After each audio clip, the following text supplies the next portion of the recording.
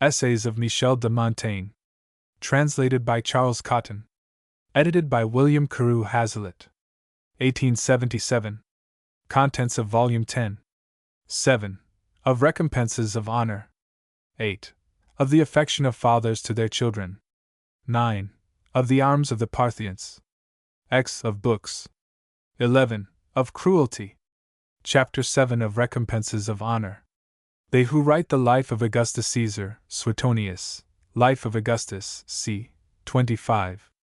Observe this in his military discipline, that he was wonderfully liberal of gifts to men of merit, but that as to the true recompenses of honor he was as sparing. Yet he himself had been gratified by his uncle with all the military recompenses before he had ever been in the field.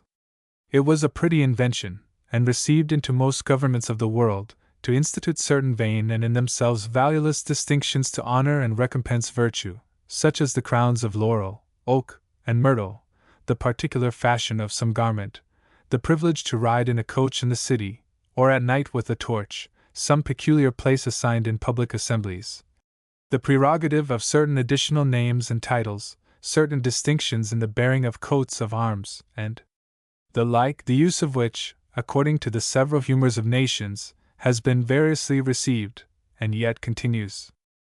We in France, as also several of our neighbors, have orders of knighthood that are instituted only for this end. And 'tis, in earnest, a very good and profitable custom to find out an acknowledgment for the worth of rare and excellent men, and to satisfy them with rewards that are not at all chargeable either to prince or people. And that which has always been found by ancient experience, and which we have heretofore observed among ourselves, that men of quality have ever been more jealous of such recompenses than of those wherein there was gain and profit, is not without very good ground and reason.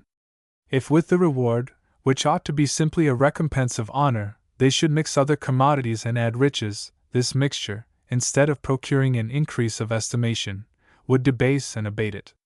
The order of St. Michael, which has been so long in repute amongst us, had no greater commodity than that it had no communication with any other commodity, which produced this effect, that formerly there was no office or title whatever to which the gentry pretended with so great desire and affection as they did to that, no quality that carried with it more respect and grandeur, valor and worth more willingly embracing and with greater ambition aspiring to a recompense purely its own, and rather glorious than profitable. For, in truth, other gifts have not so great a dignity of usage, by reason they are laid out upon all sorts of occasions. With money a man pays the wages of a servant, the diligence of a courier, dancing, vaulting, speaking, and the meanest offices we receive, nay, and reward vice with it too, as flattery, treachery, and pimping. And therefore 'tis no wonder if virtue less desires and less willingly receives this common sort of payment, than that which is proper and peculiar to her throughout. Generous and noble. Augustus had reason to be more sparing of this than the other, insomuch that honor is a privilege which derives its principal essence from rarity, and so virtue itself. Cui malus est nemo, cus bonus esse potest? To whom no one is ill who can be good? Martial, 12. 82. We do not intend it for a commendation when we say that such a one is careful in the education of his children, by reason it is a common act, how just and well done soever, no more than we commend a great tree, where the whole forest is the same. I do not think that any citizen of Sparta glorified himself much upon his valor, it being the universal virtue of the whole nation, and as little upon his fidelity and contempt of riches. There is no recompense becomes virtue, how great soever, that is once passed into a custom, and I know not withal whether we can ever call it great, being common. Seeing, then, that these remunerations of honor have no other value and estimation but only this, that few people enjoy them, 'tis but to be liberal of them to bring them down to nothing. And though there should be now more men found than in former times worthy of our order, the estimation of it nevertheless should not be abated, nor the honor made cheap, and it may easily happen that more may merit it, for there is no virtue that so easily spreads as that of military valor. There is another virtue, true, perfect, and philosophical, of which I do not speak, and only make use of the word in our common acceptation, much greater than this and more full, which is a force and assurance of the soul, equally despising all sorts of adverse accidents, equable, uniform, and constant, of which ours is no more than one little ray. Use, education, example, and custom can do all in all to the establishment of that whereof I am speaking, and with great facility render it common, as by the experience of our civil wars is manifest enough, and whoever could at this time unite us all, Catholic and Huguenot, into one body, and set us upon some brave common enterprise, we should again make our ancient military reputation flourish. It is most certain that in times past the recompense of this order had not only a regard to valor, but had a further prospect. It never was the reward of a valiant soldier but of a great captain. The science of obeying was not reputed worthy of so honorable a guerdon. There was therein a more universal military expertness required, and that comprehended the most and the greatest qualities of a military man. Nec enim idem militis et imperatorix arts sunt. For the arts of soldiery and generalship are not the same. Livy 25:19. As also, besides, a condition suitable to such a dignity. But I say, though more men were worthy than formerly, yet ought it not to be more liberally distributed, and it were better to fall short in not giving it at all to whom it should be due, than forever to lose, as we have lately done, the fruit of so profitable an invention. No man of spirit will deign to advantage himself with what is in common with many, and such of the present time as have least merited this recompense themselves make the greater show of disdaining it, in order thereby to be ranked with those to whom so much wrong has been done by the unworthy conferring and debasing the distinction which was their particular right. Now, to expect that in obliterating and abolishing this, suddenly to create and bring into credit a like institution, is not a proper attempt for so licentious and so sick a time as this wherein we now are, and it will fall out that the last will from its birth incur the same inconveniences that have ruined the other. Montaigne refers to the Order of the Saint Esprit, instituted by Henry III. in 1578. The rules for dispensing this new order had need to be extremely clipped and bound under great restrictions, to give it authority, and this tumultuous season is incapable of such a curb. Besides that, before this can be brought into repute, 'tis necessary that the memory of the first, and of the contempt into which it is fallen, be buried in oblivion. This place might naturally enough admit of some discourse upon the consideration of valor, and the difference of this virtue from others. But Plutarch having so often handled this subject, I should give myself an unnecessary trouble to repeat what he has said. But this is worth considering, that our nation places valor, valence, in the highest degree of virtue, as its very word evidences, being derived from valor, and that, according to our use, when we say a man of high worth a good man, in our court style, 'tis to say a valiant man, after the Roman way, for the general appellation of virtue with them takes etymology from vis, force.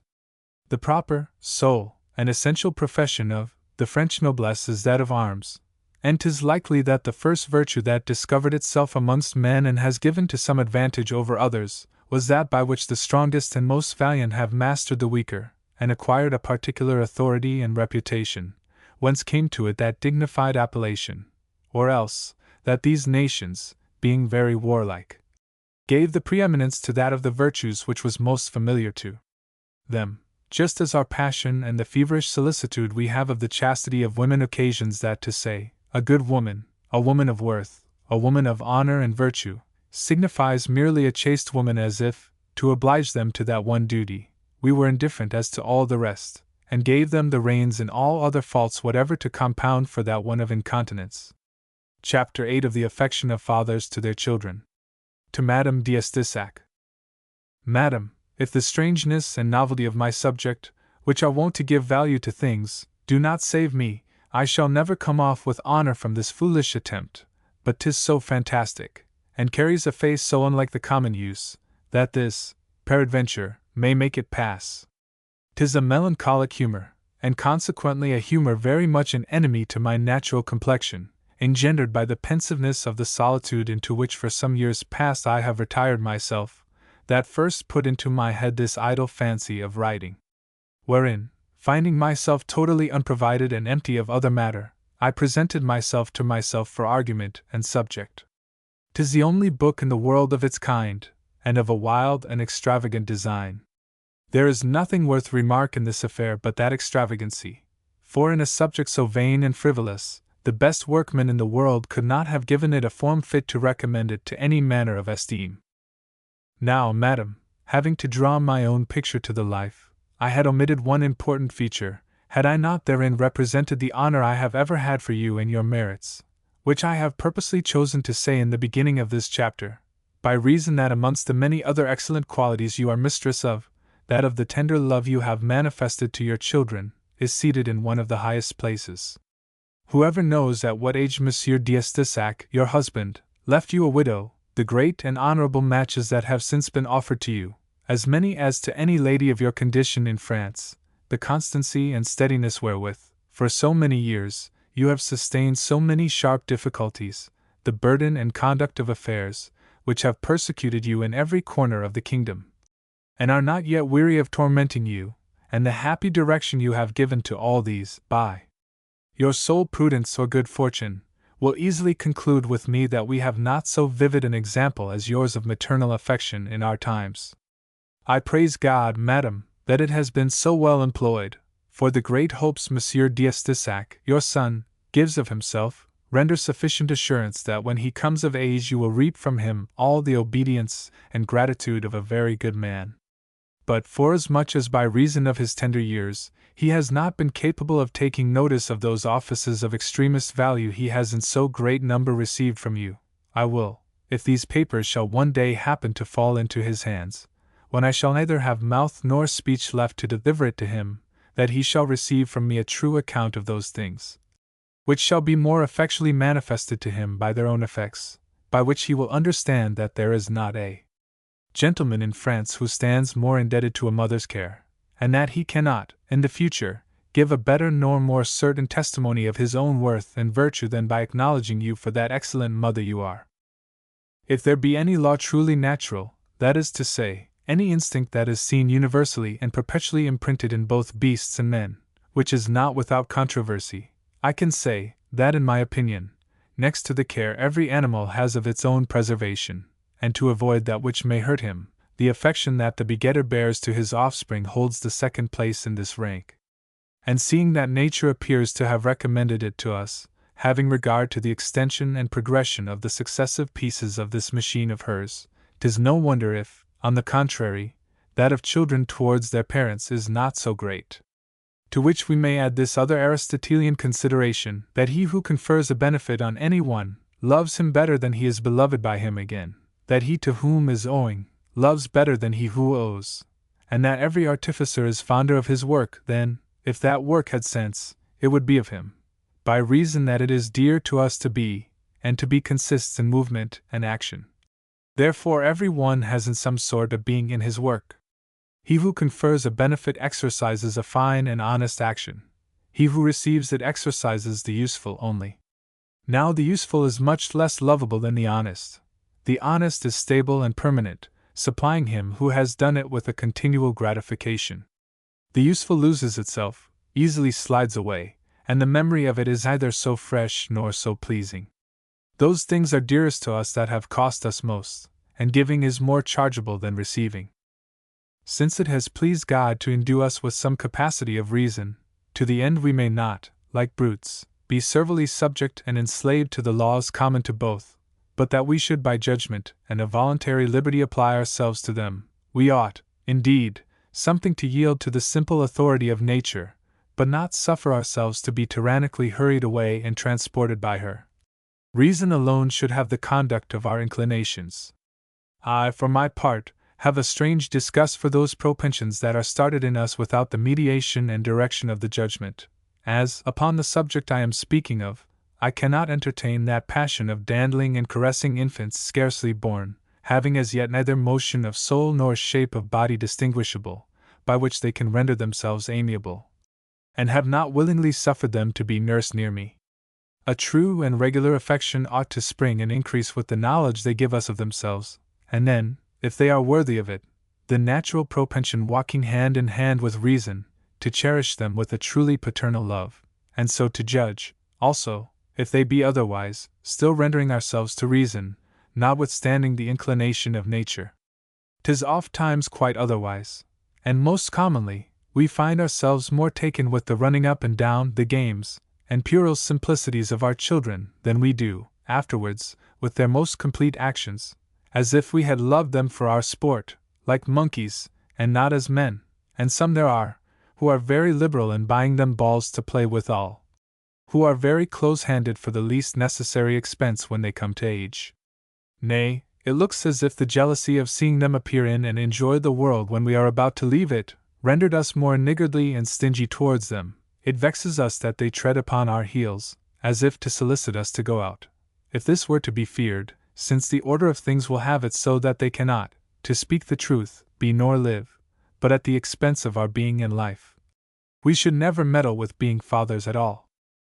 For my part, I think it cruelty and injustice not to receive them into the share and society of our goods, and not to make them partakers in the intelligence of our domestic affairs when they are capable, and not to lessen and contract our own expenses to make the more room for theirs, seeing we beget them to that effect. 'Tis unjust that an old fellow, broken and half dead, should alone, in a corner of the chimney, enjoy the money that would suffice for the maintenance and advancement of many children, and suffer them, in the meantime, to lose their best years for want of means to advance themselves in the public service and the knowledge of men. A man by this course drives them to despair, and to seek out by any means, how unjust or dishonorable soever, to provide for their own support, as I have, in my time, seen several young men of good extraction so addicted to stealing, that no correction could cure them of it.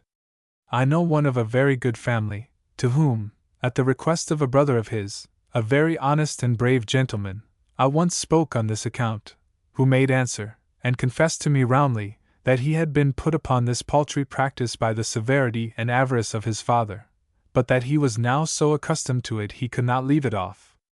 And, at that very time, he was trapped stealing a lady's rings, having come into her chamber, as she was dressing with several others. He put me in mind of a story I had heard of another gentleman, so perfect and accomplished in this fine trade in his youth, that, after he came to his estate and resolved to give it over, he could not hold his hands, nevertheless, if he passed by a shop where he saw anything he liked, from catching it up, though it put him to the shame of sending afterwards to pay for it. And I have myself seen several so habituated to this quality that even amongst their comrades they could not forbear filching, though with intent to restore what they had taken. I am a Gascon, and yet there is no vice I so little understand as that. I hate it something more by disposition than I condemn it by reason. I do not so much as desire anything of another man's. This province of ours is, in plain truth, a little more decried than the other parts of the kingdom, and yet we have several times seen, in our times, men of good families of other provinces, in the hands of justice, convicted of abominable thefts. I fear this vice is, in some sort, to be attributed to the forementioned vice of the fathers. And if a man should tell me, as a lord of very good understanding once did, that he hoarded up wealth, not to extract any other fruit and use from his parsimony, but to make himself honored and sought after by his relations, and that age having deprived him of all other power, it was the only remaining remedy to maintain his authority in his family, and to keep him from being neglected and despised by all around. In truth, not only old age, but all other imbecility, according to Aristotle, is the promoter of avarice. That is something, but it is physic for a disease that a man should prevent the birth of. A father is very miserable who has no other hold on his children's affection than the need they have of his assistance, if that can be called affection. He must render himself worthy to be respected by his virtue and wisdom, and beloved by his kindness and the sweetness of his manners. Even the very ashes of a rich matter have their value, and we are wont to have the bones and relics of worthy men in regard and reverence. No old age can be so decrepit in a man who has passed his life in honor, but it must be venerable, especially to his children, whose soul he must have trained up to their duty by reason, not by necessity and the need they have of him, nor by harshness and compulsion. Et erat lunge mea cadem sententiaca imperium credat esse gravius, aut stabilius, six quod fit, quam illud, quod amicitia adjungitur. He wanders far from the truth, in my opinion, who thinks that government more absolute and durable which is acquired by force than that which is attached to friendship. Terence Adelph, I, I 40. I condemn all violence in the education of a tender soul that is designed for honor and liberty. There is I know not what of servile and rigor and constraint, and I am of opinion that what is not to be done by reason, prudence, and address is never to be effected by force. I myself was brought up after that manner, and they tell me that in all my first age I never felt the rod but twice, and then very slightly. I practiced the same method with my children, who all of them died at nurse, except Leonora, my only daughter, and who arrived to the age of 5 years and upward without other correction for her childish faults, her mother's indulgence easily concurring, then words only, and those very gentle, in which kind of proceeding, though my end and expectation should be both frustrated. There are other causes enough to lay the fault on without blaming my discipline, which I know to be natural and just. And I should, in this, have yet been more religious towards the males, as less born to subjection and more free, and I should have made it my business to fill their hearts with ingenuousness and freedom. I have never observed other effects of whipping than to render boys more cowardly, or more wilfully obstinate. Do we desire to be beloved of our children? Will we remove from them all occasion of wishing our death, though no occasion of so horrid a wish can either be just or excusable? Nullum salus rationem habet. No wickedness has reason. Livy 28. 28. Let us reasonably accommodate their lives with what is in our power. In order to this, we should not marry so young that our age shall in a manner be confounded with theirs, for this inconvenience plunges us into many very great difficulties, and especially the gentry of the nation, who are of a condition wherein they have little to do, and who live upon their rents only, for elsewhere, with people who live by their labor, the plurality and company of children is an increase to the common stock. There are so many new tools and instruments wherewith to grow rich. I married at 33 years of age, and concur in the opinion of 35, which is said to be that of Aristotle. Plato will have nobody marry before 30, but he has reason to laugh at those who undertook the work of marriage after 55, and condemns their offspring as unworthy of aliment and life. Thales gave the truest limits, who, young and being importuned by his mother to marry, answered that it was too soon, and being grown into years and urged again, that it was too late. A man must deny opportunity to every inopportune action. The ancient Gauls looked upon it as a very horrid thing for a man to have society with a woman before he was 20 years of age, and strictly recommended to the men who designed themselves for war the keeping their virginity till well grown in years, forasmuch as courage is abetted and diverted by intercourse with women. Ma or congiunto a giovinetta spasa, elito omai de figli, era invalito negli effetti di padre et di marito.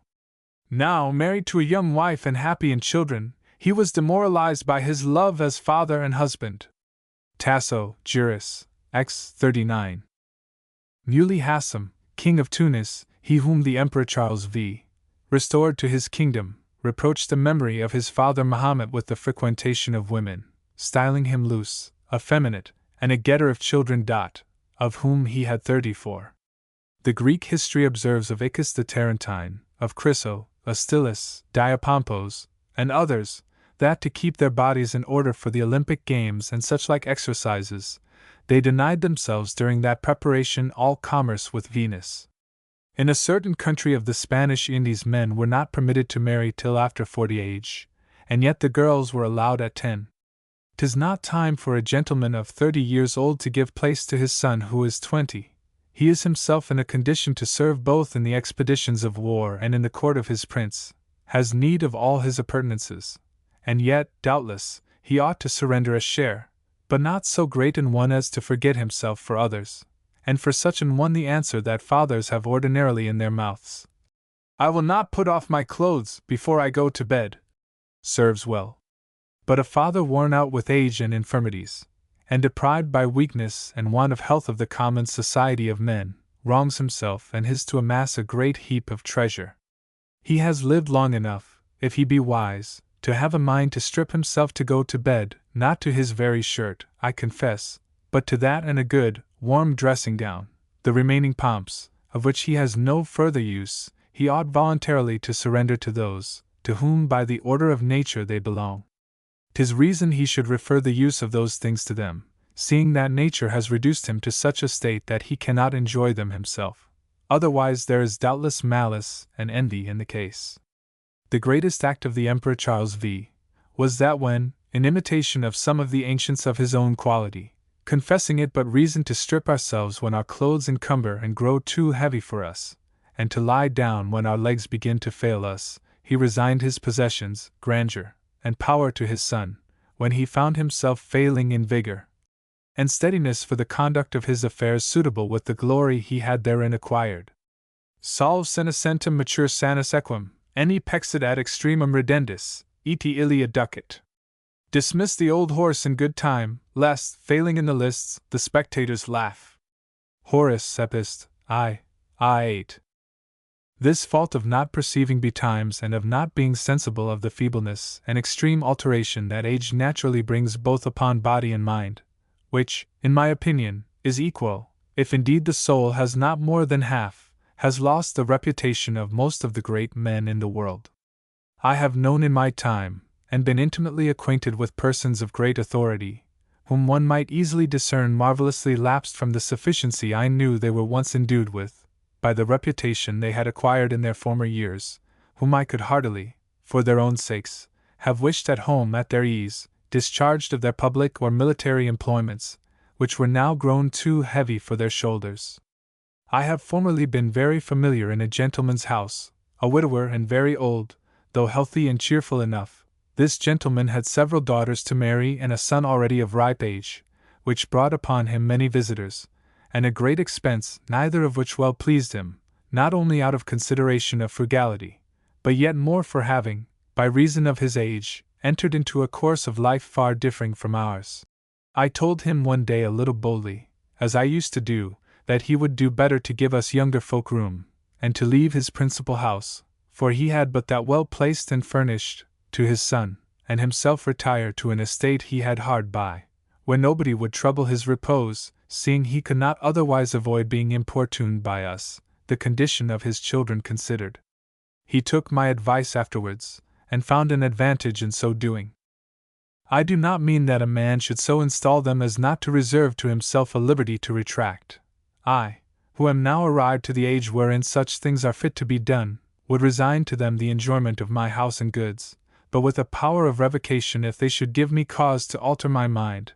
I would leave to them the use, that being no longer convenient for me, and, of the general authority and power over all, would reserve as much as I thought good to myself, having always held that it must needs be a great satisfaction to an aged father himself to put his children into the way of governing his affairs, and to have power during his own life to control their behavior, supplying them with instruction and advice from his own experience, and himself to transfer the ancient honor and order of his house into the hands of those who are to succeed him, and by that means to satisfy himself as to the hopes he may conceive of their future conduct.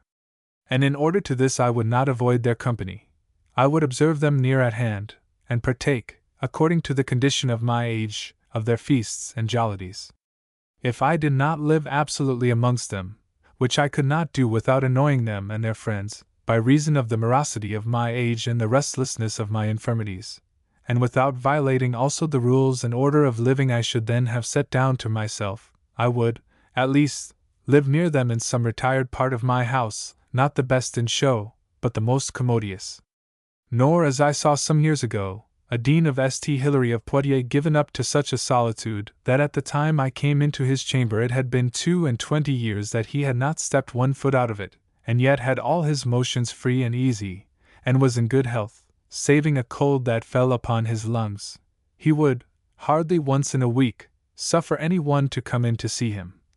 He always kept himself shut up in his chamber alone, except that a servant brought him, once a day, something to eat, and did then but just come in and go out again. His employment was to walk up and down, and read some book, for he was a bit of a scholar, but, as to the rest, obstinately bent to die in this retirement, as he soon after did. I would endeavor by pleasant conversation to create in my children a warm and unfeigned friendship and goodwill towards me, which in well-descended natures is not hard to do, for if they be furious brutes, of which this age of ours produces thousands, we are then to hate and avoid them as such. I am angry at the custom of forbidding children to call their father by the name of father, and to enjoin them another, as more full of respect and reverence, as if nature had not sufficiently provided for our authority. We call Almighty God Father, and disdain to have our children call us so. I have reformed this error in my family. As did Henry IV.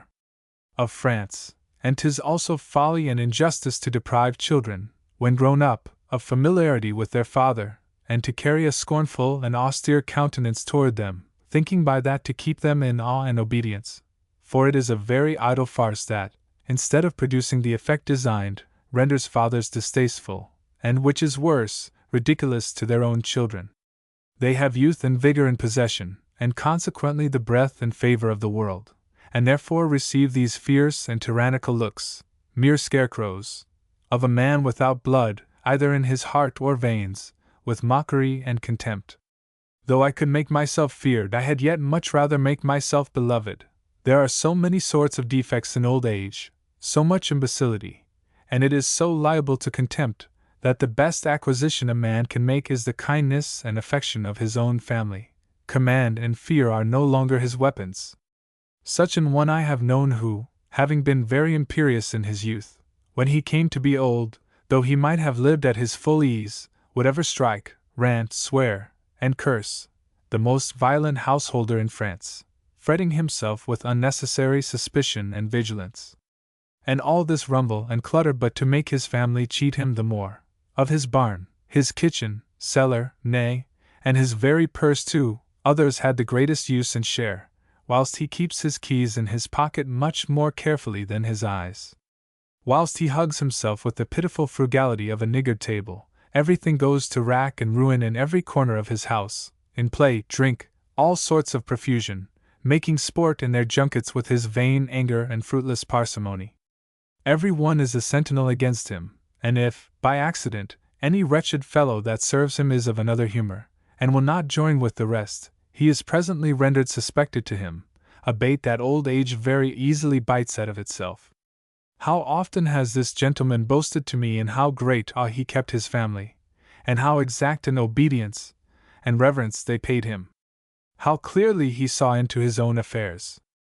Al solos nescit omnia. He alone is ignorant of all that is passing. Terence Adelph, 4. 2:9. I do not know any one that can muster more parts, both natural and acquired, proper to maintain dominion, than he, yet he is fallen from it like a child. For this reason it is that I have picked out him, amongst several others that I know of the same humor, for the greatest example.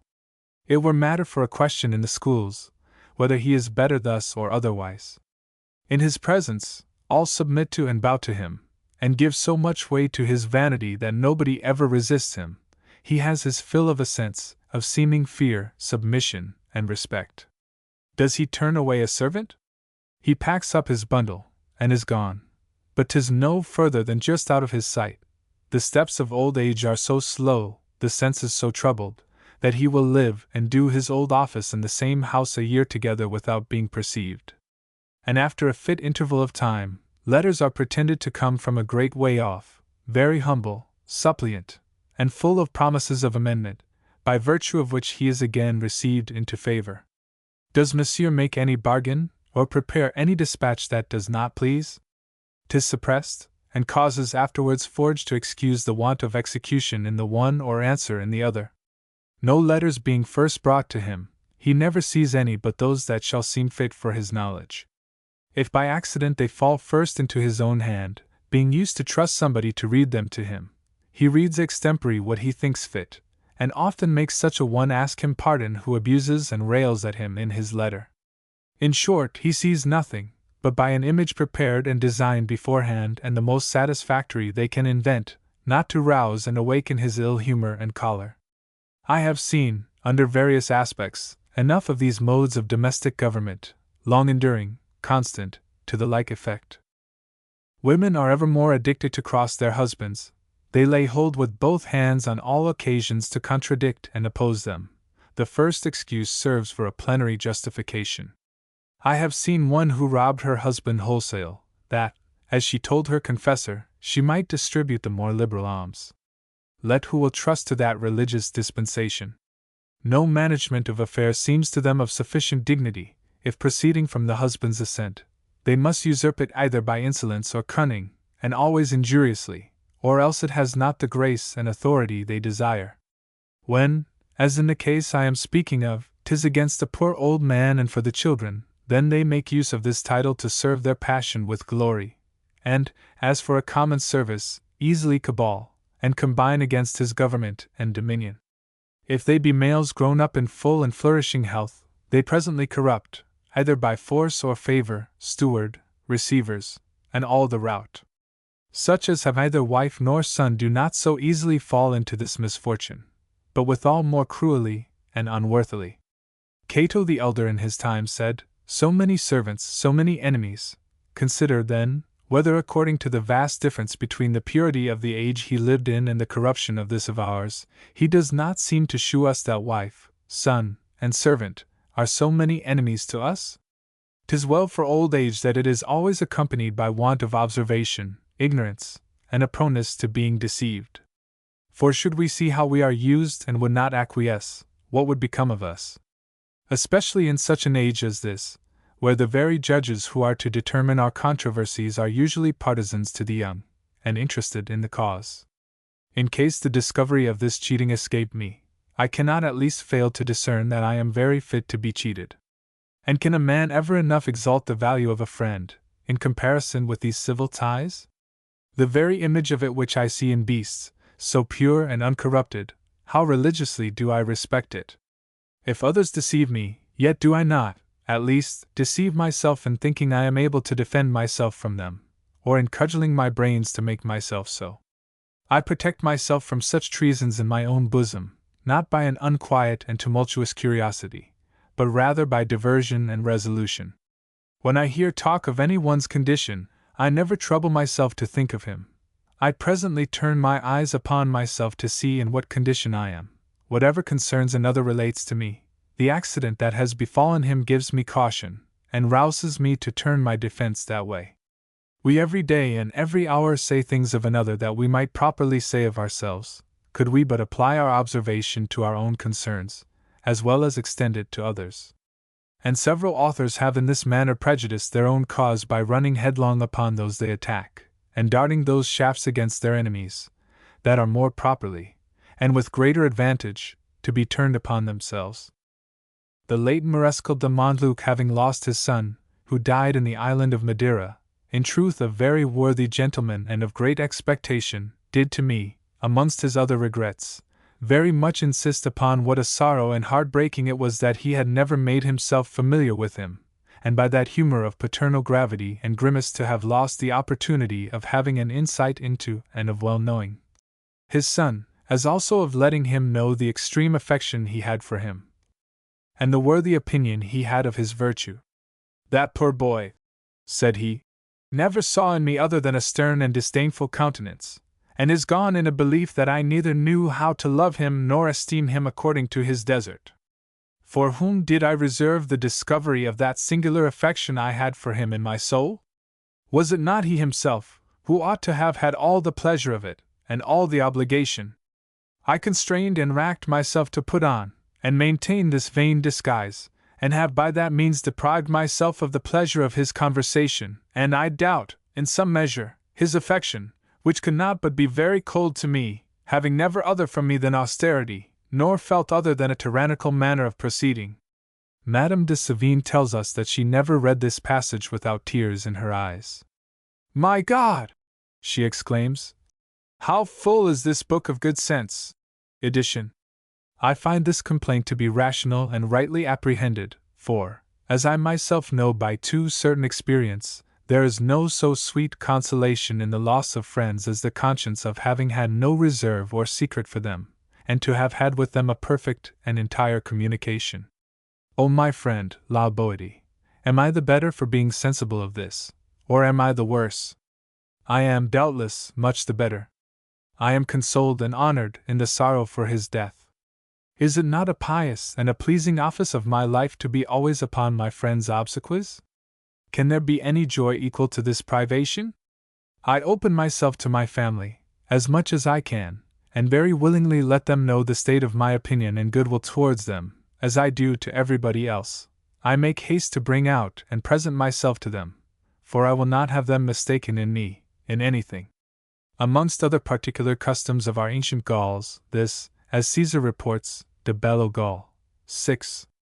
R8, was one, that the sons never presented themselves before their fathers, nor durst ever appear in their company in public, till they began to bear arms, as if they would intimate by this, that it was also time for their fathers to receive them into their familiarity and acquaintance. I have observed yet another sort of indiscretion in fathers of my time, that, not contented with having deprived their children, during their own long lives, of the share they naturally ought to have had in their fortunes, they afterwards leave to their wives the same authority over their estates, and liberty to dispose of them according to their own fancy. And I have known a certain lord, one of the principal officers of the crown, who, having in reversion above 50,000 crowns yearly revenue, died necessitous and overwhelmed with debt at above 50 years of age, his mother in her extremest decrepitude being yet in possession of all his property by the will of his father, who had, for his part, lived till near 80 years old. This appears to me by no means reasonable, and therefore I think it of very little advantage to a man, whose affairs are well enough, to seek a wife who encumbers his estate with a very great fortune. There is no sort of foreign debt that brings more ruin to families than this. My predecessors have ever been aware of that danger and provided against it, and so have I. But those who dissuade us from rich wives, for fear they should be less tractable and kind, are out in their advice to make a man lose a real commodity for so frivolous a conjecture. It costs an unreasonable woman no more to pass over one reason than another. They cherish themselves most where they are most wrong. Injustice allures them, as the honor of their virtuous actions does the good, and the more riches they bring with them, they are so much the more good-natured, as women, who are handsome, are all the more inclined and proud to be chaste. 'Tis reasonable to leave the administration of affairs to the mothers, till the children are old enough, according to law, to manage them, but the father has brought them up very ill, if he cannot hope that, when they come to maturity, they will have more wisdom and ability in the management of affairs than his wife, considering the ordinary weakness of the sex. It were, notwithstanding, to say the truth, more against nature to make the mothers depend upon the discretion of their children. They ought to be plentifully provided for, to maintain themselves according to their quality and age, by reason that necessity and indigence are much more unbecoming and insupportable to them than to men. The son should rather be cut short than the mother. In general, the most judicious distribution of our goods, when we come to die, is, in my opinion, to let them be distributed according to the custom of the country. The laws have considered the matter better than we know how to do, and 'tis wiser to let them fail in their appointment, than rashly to run the hazard of miscarrying in ours. Nor are the goods properly ours, since, by civil prescription and without us, they are all destined to certain successors. And although we have some liberty beyond that, yet I think we ought not, without great and manifest cause, to take away that from one which his fortune has allotted him, and to which the public equity gives him title, and that it is against reason to abuse this liberty, in making it serve our own frivolous and private fancies. My destiny has been kind to me in not presenting me with occasions to tempt me and divert my affection from the common and legitimate institution. I see many with whom 'tis time lost to employ a long exercise of good offices. A word ill taken obliterates 10 years' merit. He is happy who is in a position to oil their goodwill at this last passage. The last action carries it, not the best and most frequent offices, but the most recent and present do the work. These are people that play with their wills as with apples or rods, to gratify or chastise every action of those who pretend to an interest in their care. 'Tis a thing of too great weight and consequence to be so tumbled and tossed and altered every moment, and wherein the wise determine once for all, having above all things regard to reason and the public observance. We lay these masculine substitutions too much to heart, proposing a ridiculous eternity to our names. We are, moreover, too superstitious in vain conjectures as to the future that we derive from the words and actions of children. Peradventure they might have done me an injustice, in dispossessing me of my right, for having been the most dull and heavy, the the most slow and unwilling at my book, not of all my brothers only, but of all the boys in the whole province, whether about learning my lesson, or about any bodily exercise. 'Tis a folly to make an election out of the ordinary course upon the credit of these divinations wherein we are so often deceived. If the ordinary rule of descent were to be violated, and the destinies corrected in the choice they have made of our heirs, one might more plausibly do it upon the account of some remarkable and enormous personal deformity, a permanent and incorrigible defect, and in the opinion of us French, who are great admirers of beauty, an important prejudice. The pleasant dialogue betwixt Plato's legislator and his citizens will be an ornament to this place. What? Said they, feeling themselves about to die. May we not dispose of our own to whom we please? God! What cruelty that it shall not be lawful for us, according as we have been served and attended in our sickness, in our old age, in our affairs, to give more or less to those whom we have found most diligent about us, at our own fancy and discretion. To which the legislator answers thus: My friends, who are now, without question, very soon to die, it is hard for you in the condition you are, either to know yourselves, or what is yours, according to the Delphic inscription. I, who make the laws, am of opinion that neither are yourselves your own, nor is that yours of which you are possessed. Both your goods and you belong to your families, as well those past as those to come, but further, both your family and goods much more appertain to the public. Wherefore, lest any flatterer in your old age or in your sickness, or any passion of your own, should unseasonably prevail with you to make an unjust will, I shall take care to prevent that inconvenience. But having respect both to the universal interests of the city and that of your particular family, I shall establish laws, and make it by good reasons appear, that private convenience ought to give place to the common benefit. Go then cheerfully where human necessity calls you. It is for me, who regard no more the one thing than the other, and who, as much as in me lies, am provident of the public interest, to have a care as to what you leave behind you. To return to my subject, it appears to me that women are very rarely born, to whom the prerogative over men, the maternal and natural excepted, is in any sort due, unless it be for the punishment of such, as in some amorous fever have voluntarily submitted themselves to them, but that in no way concerns the old ones, of whom we are now speaking. This consideration it is which has made us so willingly to enact and give force to that law, which was never yet seen by any one, by which women are excluded the succession to our crown, and there is hardly a government in the world where it is not pleaded, as it is here, by the probability of reason that authorizes it, though fortune has given it more credit in some places than in others.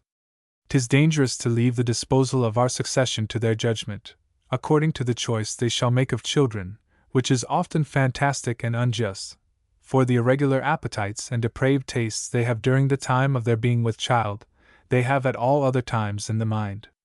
We commonly see them fond of the most weak, rickety, and deformed children, or of those, if they have such, as are still hanging at the breast.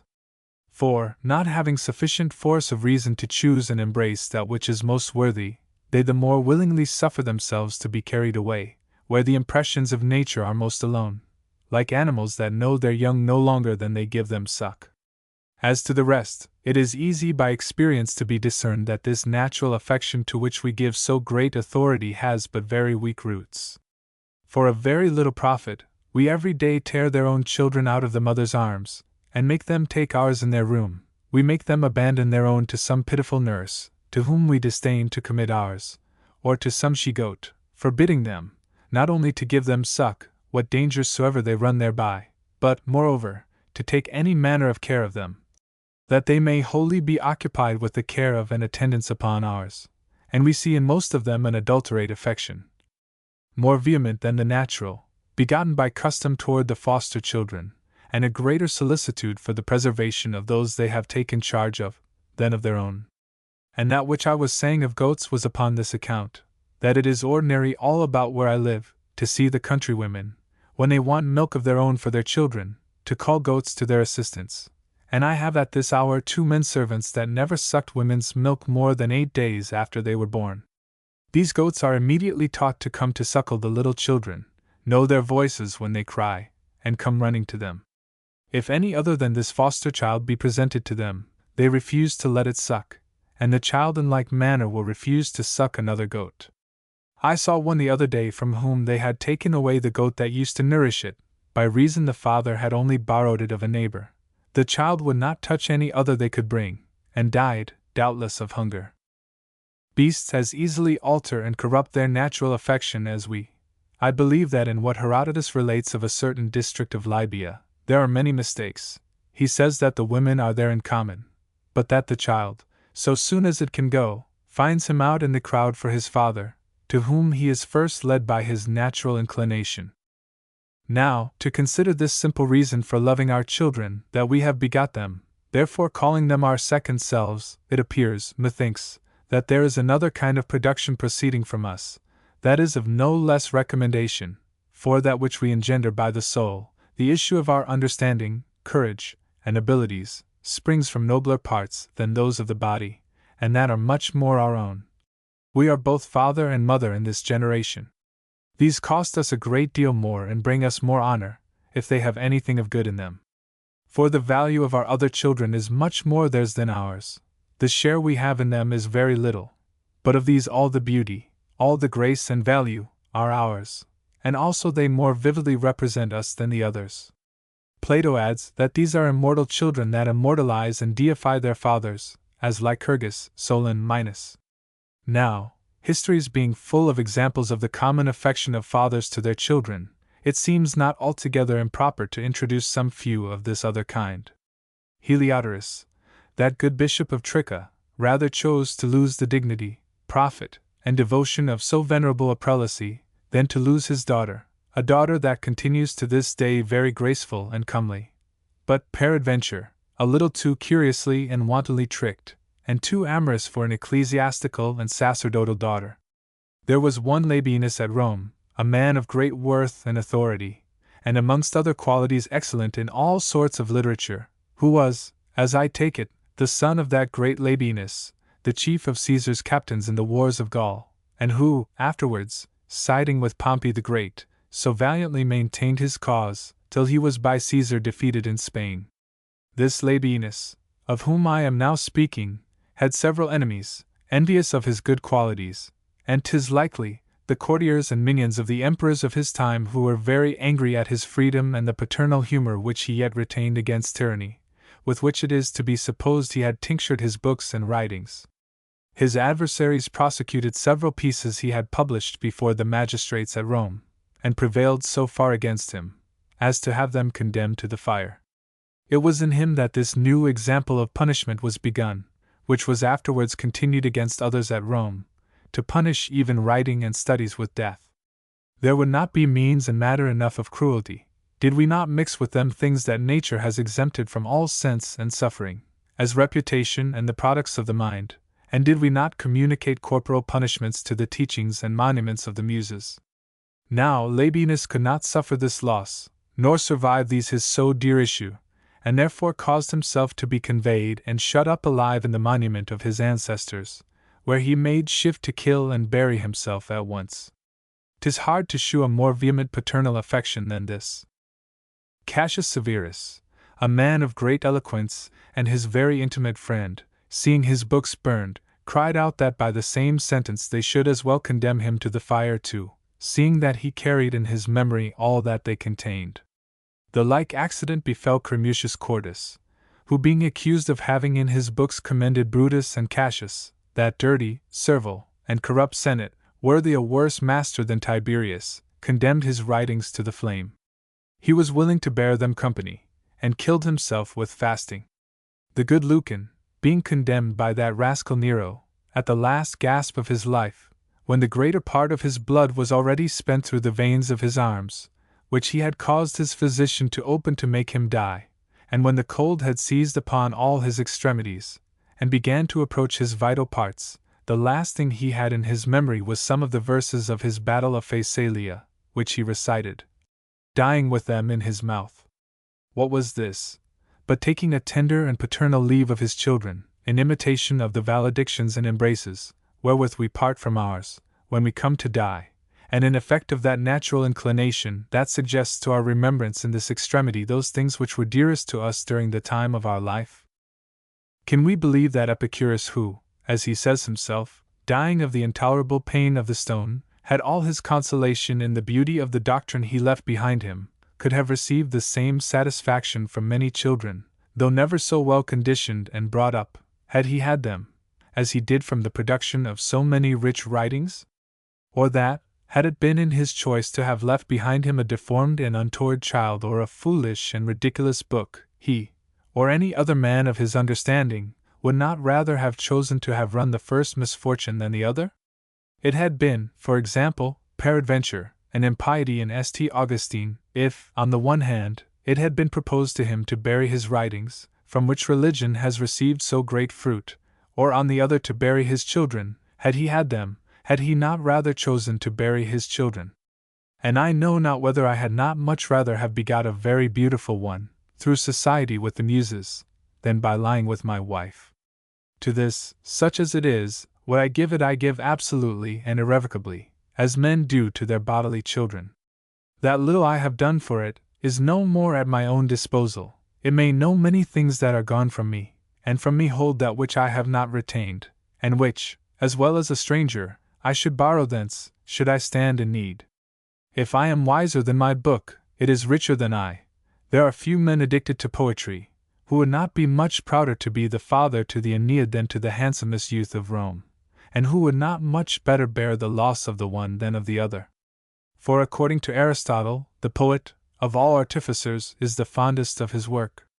'Tis hard to believe that Epaminondas, who boasted that in lieu of all posterity he left 2 daughters behind him that would one day do their father honor, meaning the 2 victories he obtained over the Lacedaemonians, would willingly have consented to exchange these for the most beautiful creatures of all Greece, or that Alexander or Caesar ever wished to be deprived of the grandeur of their glorious exploits in war.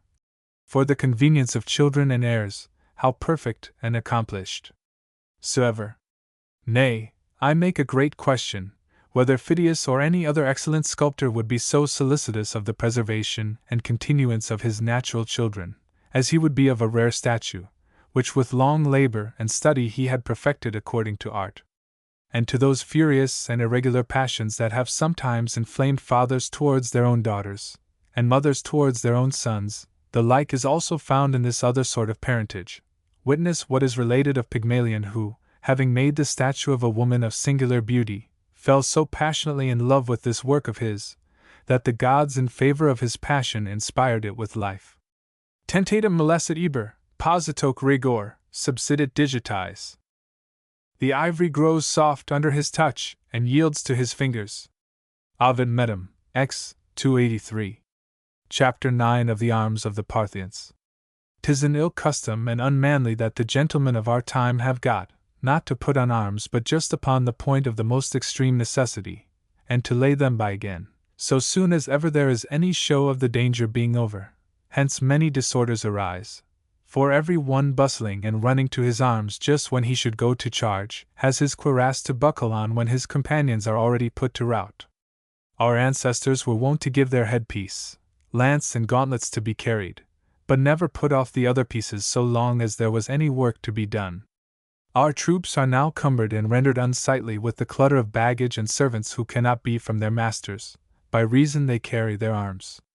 Titus Livius speaking of our nation. Intolerantissima laboris corpora vix arma humoris gerabint. Bodies most impatient of labor could scarce endure to wear their arms on their shoulders. Livy X. 28. Many nations do yet, and did anciently, go to war without defensive arms, or with such, at least, as were of very little proof. Tegmen aquaes capitum, raptus de subera cortex. To whom the coverings of the heads were the bark of the cork tree. Aeneid 7. 742. Alexander, the most adventurous captain that ever was, very seldom wore armor, and such amongst us as slight it, do not by that much harm to the main concern, for if we see some killed for want of it, there are few less whom the lumber of arms helps to destroy, either by being overburthened, crushed, and cramped with their weight, by a rude shock, or otherwise. For, in plain truth, to observe the weight and thickness of the armor we have now in use, it seems as if we only sought to defend ourselves, and are rather loaded than secured by it. We have enough to do to support its weight, being so manacled and immured, as if we were only to contend with our own arms, and as if we had not the same obligation to defend them that they have to defend us. Tacitus gives a pleasant description of the men-at-arms among our ancient Gauls, who were so armed as only to be able to stand, without power to harm or to be harmed, or to rise again if once struck down. Lucullus, seeing certain soldiers of the Medes, who formed the van of Tigran's army, heavily armed and very uneasy, as if in prisons of iron, thence conceived hopes with great ease to defeat them, and by them began his charge and victory. And now that our musketeers are in credit, I believe some invention will be found out to immure us for our safety, and to draw us to the war in castles, such as those the ancients loaded their elephants withal. This humor is far differing from that of the younger Scipio, who sharply reprehended his soldiers for having planted caltrops under water, in a ditch by which those of the town he held besieged might sally out upon him, saying that those who assaulted should think of attacking, and not to fear, suspecting, with good reason, that this stop they had put to the enemies would make themselves less vigilant upon their guard. He said also to a young man, who showed him a fine buckler he had, that he was very proud of. It is a very fine buckler indeed, but a Roman soldier ought to repose greater confidence in his right hand than in his left. Now 'tis nothing but the not being used to wear it that makes the weight of our armor so intolerable. El aspergo indasso havano, et el elmo in testa, du di questi guerrier, de quali io canto, eni nate od, dia poi ch intraro in questa stanza, gl haviano mai messi de canto, che facile a portar cum la vesta era lor, perci in uso el havian tanto. Two of the warriors of whom I sing had on their backs their cuirass and on their heads their casque, and never had night or day once laid them by, whilst here they were. Those arms, by long practice, were grown as light to bear as a garment. Ariosto cant. Me. 30. The Emperor Caracalla was wont to march on foot, completely armed, at the head of his army. The Roman infantry always carry not only a morion, a sword, and a shield, for as to arms, says Cicero, they were so accustomed to have them always on, that they were no more trouble to them than their own limbs. Arma enim membra militis esse dicunt. But, moreover, 15 days' provision, together with a certain number of stakes, wherewith to fortify their camp, 60 pounds in weight. And Marius' soldiers, laden at the same rate, were inured to march in order of battle 5 leagues in 5 hours, and sometimes, upon any urgent occasion, 6. Their military discipline was much ruder than ours, and accordingly produced much greater effects. The younger Scipio, reforming his army in Spain, ordered his soldiers to eat standing, and nothing that was driest. The jeer that was given a Lacedaemonian soldier is marvelously pat to this purpose, who, in an expedition of war, was reproached for having been seen under the roof of a house. They were so inured to hardship that, let the weather be what it would, it was a shame to be seen under any other cover than the roof of heaven. We should not march our people very far at that rate. As to what remains, Marcel Linus, a man bred up in the Roman wars, curiously observes the manner of the Parthians arming themselves, and the rather, for being so different from that of the Romans. They had, says he, armor so woven as to have all the scales fall over one another like so many little feathers, which did nothing hinder the motion of the body, and yet were of such resistance, that our darts hitting upon them would rebound. These were the coats of mail our forefathers were so constantly wont to use. And in another place, they had, says he, strong and able horses, covered with thick tanned hides of leather, and were themselves armed capapi with great plates of iron, so artificially ordered, that in all parts of the limbs, which required bending, they lent themselves to the motion. One would have said that they had been men of iron, having armor for the head so neatly fitted, and so naturally representing the form of a face, that they were nowhere vulnerable, save at 2 little round holes, that gave them a little light, corresponding with their eyes, and certain small chinks about their nostrils, through which they, with great difficulty, breathed. Flexilis inductus animator lamina membris, horribilis visu, credas simulacra moveri feria, cognitoque viros spirare metallo. Parvestitus equis, ferrata fronte menanter, ferratasque movent, securi vulneris armos. Plates of steel are placed over the body, so flexible that, dreadful to be seen, you would think these not living men, but moving images. The horses are similarly armed, and, secured from wounds, move their iron shoulders. Clawed and rough, too. 358. 'Tis a description drawing very near resembling the equipage of the men-at-arms in France, with their barbed horses. Plutarch says that Demetrius caused 2 complete suits of armor to be made for himself and for Alcimus, a captain of the greatest note and authority about him, of 60 pounds weight each, whereas the ordinary suits weighed but half as much. Chapter 10 of Books. I make no doubt but that I often happen to speak of things that are much better and more truly handled by those who are masters of the trade. You have here purely an essay of my natural parts, and not of those acquired, and whoever shall catch me tripping in ignorance, will not in any sort get the better of me, for I should be very unwilling to become responsible to another for my writings, who am not so to myself, nor satisfied with them. Whoever goes in quest of knowledge, let him fish for it where it is to be found. There is nothing I so little profess. These are fancies of my own, by which I do not pretend to discover things but to lay open myself. They may, peradventure, one day be known to me, or have formerly been, according as fortune has been able to bring me in place where they have been explained, but I have utterly forgotten it, and if I am a man of some reading, I am a man of no retention, so that I can promise no certainty, more than to make known to what point the knowledge I now have has risen. Therefore, let none lay stress upon the matter I write, but upon my method in writing it.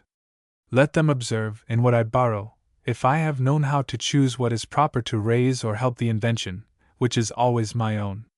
For I make others say for me, not before but after me, what, either for want of language or want of sense, I cannot myself so well express. I do not number my borrowings, I weigh them, and had I designed to raise their value by number, I had made them twice as many.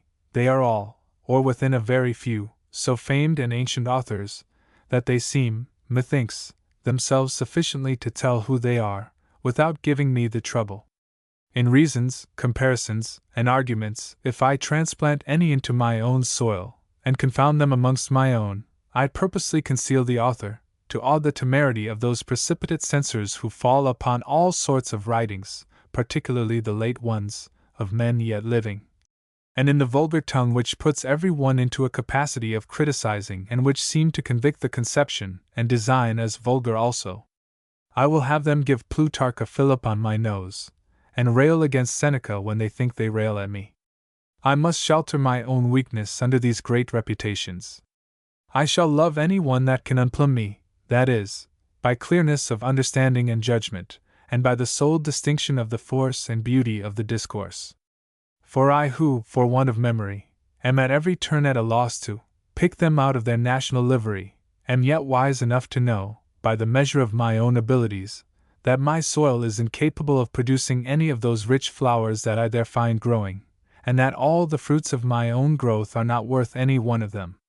For this, indeed, I hold myself responsible, if I get in my own way, if there be any vanity and defect in my writings which I do not of myself perceive nor can discern, when pointed out to me by another, for many faults escape our eye, but the infirmity of judgment consists in not being able to discern them, when by another laid open to us.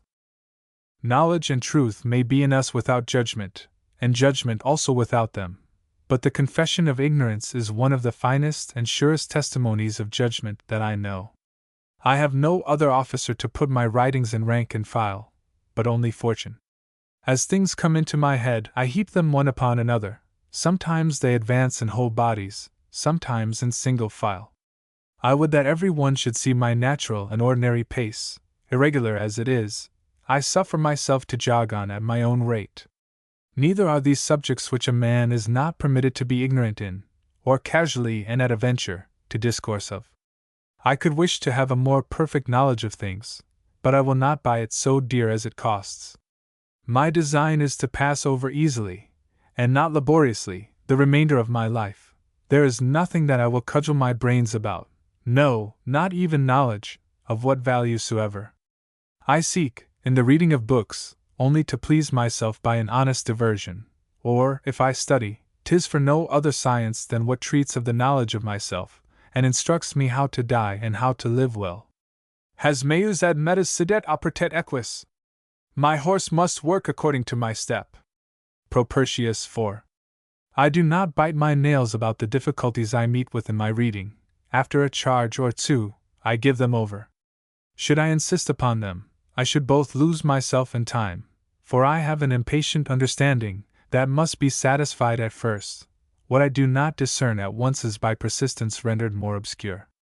I do nothing without gaiety. Continuation and a too obstinate endeavor darkens, stupefies, and tires my judgment. My sight is confounded and dissipated with poring. I must withdraw it, and refer my discovery to new attempts, just as, to judge rightly of the luster of scarlet, we are taught to pass the eye lightly over it, and again to run it over at several sudden and reiterated glances. If one book do not please me, I take another, and I never meddle with any, but at such times as I am weary of doing nothing. I care not much for new ones, because the old seem fuller and stronger. Either do I converse much with Greek authors, because my judgment cannot do its work with imperfect intelligence of the material.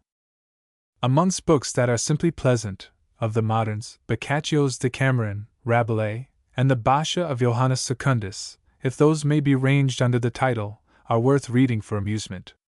As to the Amatus, and such kind of stuff, they had not the credit of arresting even my childhood.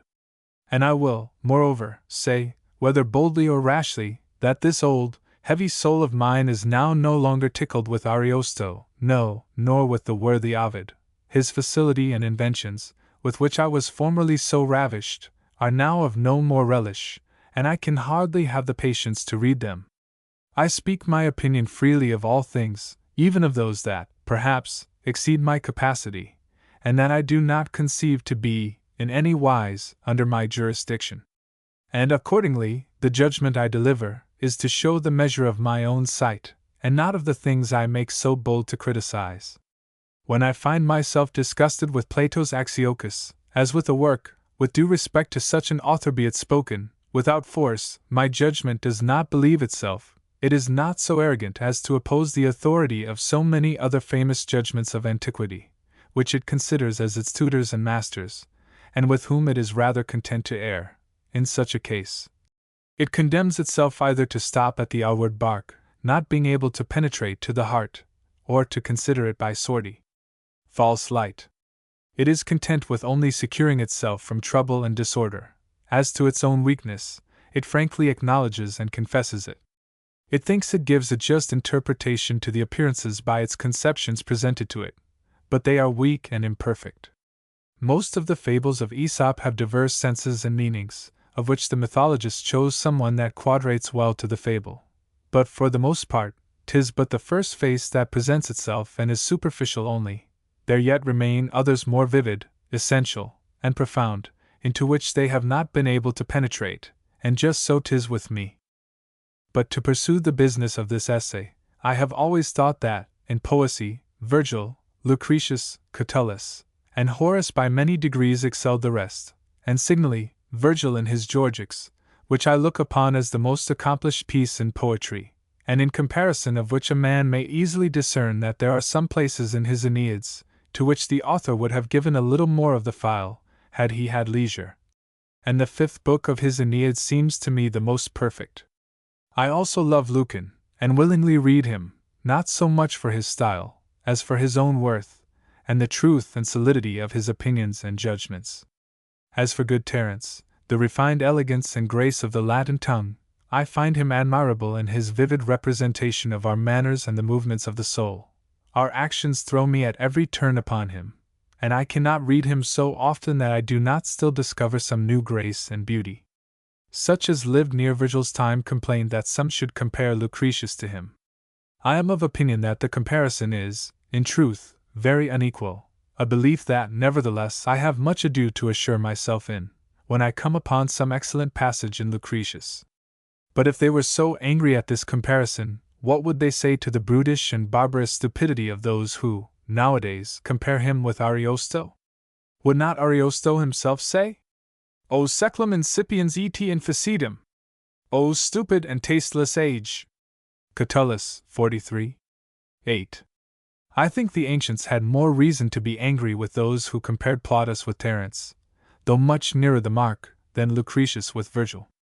It makes much for the estimation and preference of Terence, that the father of Roman eloquence has him so often, and alone of his class, in his mouth, and the opinion that the best judge of Roman poets, Horace, De Art.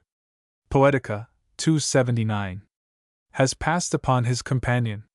I have often observed that those of our times, who take upon them to write comedies, in imitation of the Italians, who are happy enough in that way of writing, take 3 or 4 plots of those of Plautus or Terence to make one of their own, and crowd 5 or 6 of Boccaccio's novels into one single comedy. That which makes them so load themselves with matter is the diffidence they have of being able to support themselves with their own strength. They must find out something to lean to, and not having of their own stuff wherewith to entertain us, they bring in the story to supply the defect of language. It is quite otherwise with my author. The elegance and perfection of his way of speaking makes us lose the appetite of his plot. His refined grace and elegance of diction everywhere occupy us. He is so pleasant throughout. Liquidus, puroximillimus amni. Liquid, and likest the pure river. Horace, EP 2. S. 120. And so possesses the soul with his graces that we forget those of his fable. This same consideration carries me further. I observe that the best of the ancient poets have avoided affectation and the hunting after, not only fantastic Spanish and Petrarchic elevations, but even the softer and more gentle touches, which are the ornament of all succeeding poesy. And yet there is no good judgment that will condemn this in the ancients, and that does not incomparably more admire the equal polish, and that perpetual sweetness and flourishing beauty of Catullus's epigrams, than all the stings with which Martial arms the tales of his. This is by the same reason that I gave before, and as Martial says of himself, minus illi ingenio laborandum fut, in cujus locum materia successorat. He had the less for his wit to do that the subject itself supplied what was necessary. Martial, Pref. Ad lib 8. The first, without being moved, or without getting angry, make themselves sufficiently felt. They have matter enough of laughter throughout, they need not tickle themselves. The others have need of foreign assistance. As they have the less wit, they must have the more body. They mount on horseback, because they are not able to stand on their own legs.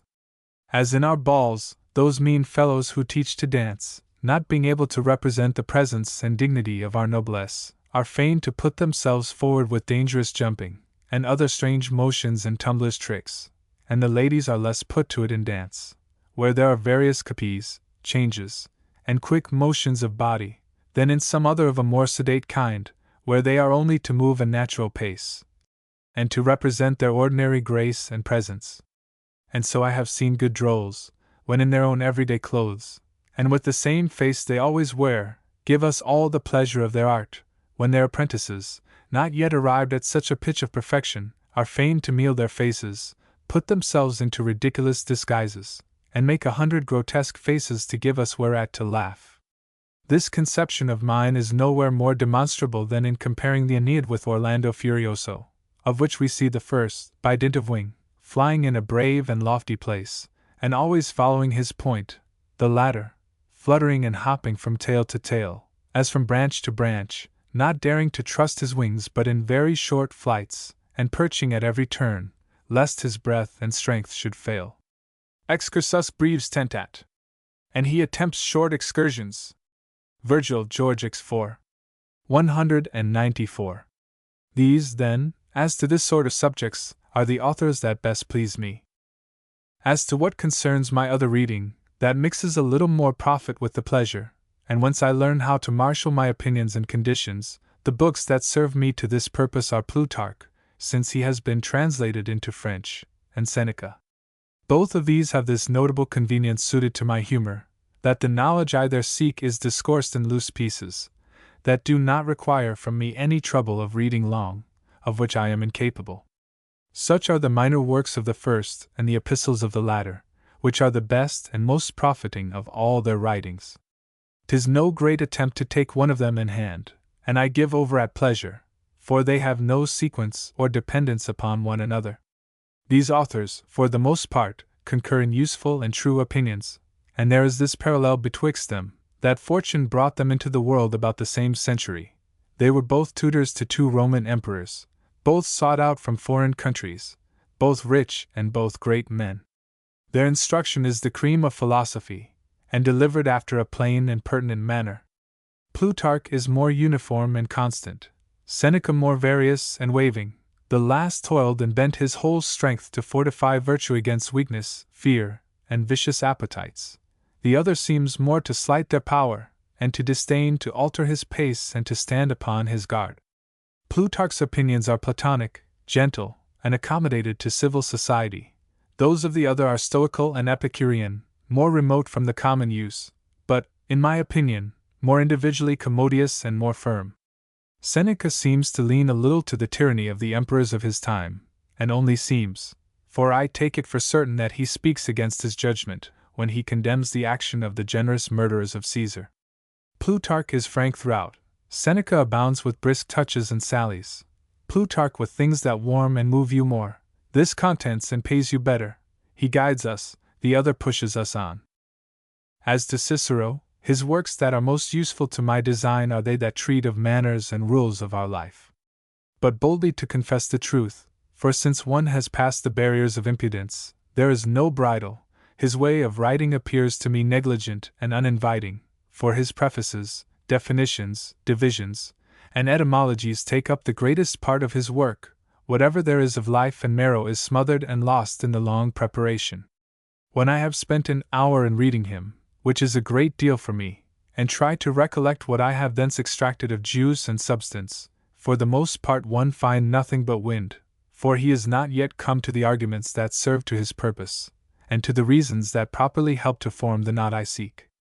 For me, who only desire to become more wise, not more learned or eloquent, these logical and Aristotelian dispositions of parts are of no use. I would have a man begin with the main proposition. I know well enough what death and pleasure are. Let no man give himself the trouble to anatomize them to me. I look for good and solid reasons, at the first dash, to instruct me how to stand their shock, for which purpose neither grammatical subtleties nor the quaint contexture of words and argumentations are of any use at all.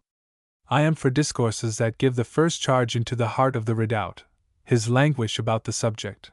They are proper for the schools, for the bar, and for the pulpit, where we have leisure to nod, and may awake, a quarter of an hour after, time enough to find again the thread of the discourse.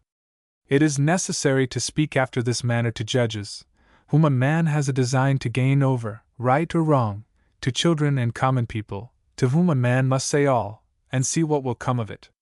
I would not have an author make it his business to render me attentive, or that he should cry out 50 times "Oh yes," as the heralds do.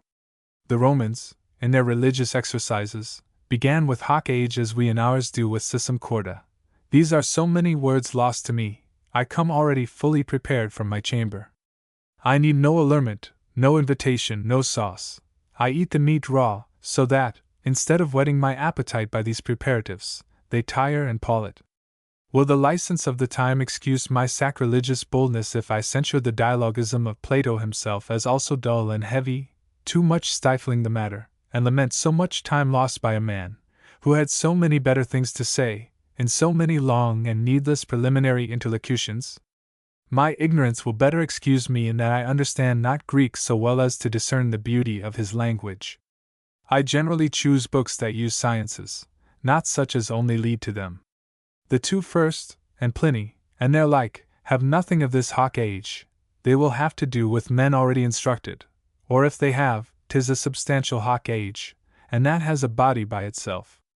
I also delight in reading the epistles to Atticus, not only because they contain a great deal of the history and affairs of his time, but much more because I therein discover much of his own private humors, for I have a singular curiosity, as I have said elsewhere, to pry into the souls and the natural and true opinions of the authors with whom I converse. A man may indeed judge of their parts, but not of their manners nor of themselves, by the writings they exhibit upon the theatre of the world. I have 1,000 times lamented the loss of the treatise Brutus wrote upon virtue, for it is well to learn the theory from those who best know the practice.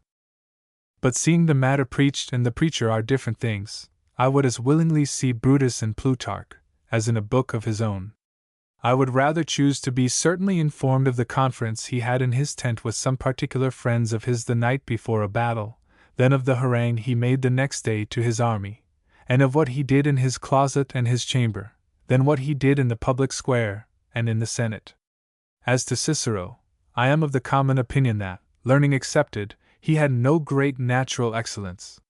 He was a good citizen, of an affable nature, as all fat, heavy men, such as he was, usually are, but given to ease, and had, in truth, a mighty share of vanity and ambition. Neither do I know how to excuse him for thinking his poetry fit to be published. 'Tis no great imperfection to make ill verses, but it is an imperfection not to be able to judge how unworthy his verses were of the glory of his name. For what concerns his eloquence, that is totally out of all comparison, and I believe it will never be equaled. The younger Cicero, who resembled his father in nothing but in name, whilst commanding in Asia, had several strangers one day at his table, and amongst the rest, Cestius seated at the lower end, as men often intrude to the open tables of the great. Cicero asked one of his people who that man was, who presently told him his name, but he, as one who had his thoughts taken up with something else, and who had forgotten the answer made him, asking 3 or 4 times, over and over again, the same question, the fellow, to deliver himself from so many answers and to make him know him by some particular circumstance. "'Tis that Cestius," said he, "of whom it was told you, that he makes no great account of your father's eloquence in comparison of his own." At which Cicero, being suddenly nettled, commanded poor Cestius presently to be seized, and caused him to be very well whipped in his own presence, a very discourteous entertainer.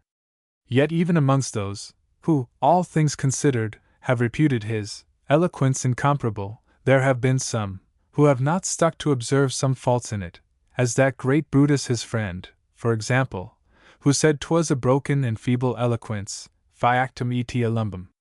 The orators also, nearest to the age wherein he lived, reprehended in him the care he had of a certain long cadence in his periods, and particularly took notice of these words, esse videator, which he there so often makes use of. For my part, I more approve of a shorter style, and that comes more roundly off. He does, though, sometimes shuffle his parts more briskly together, but 'tis very seldom. I have myself taken notice of this one passage. Ego vero me minus Dio sinum malum, quam esse sinum, antiquam essem. I had rather be old a brief time, than be old before old age. Cicero, De Senect, c. 10. The historians are my right ball, for they are pleasant and easy, and where man, in general, the knowledge of whom I hunt after, appears more vividly and entire than anywhere else.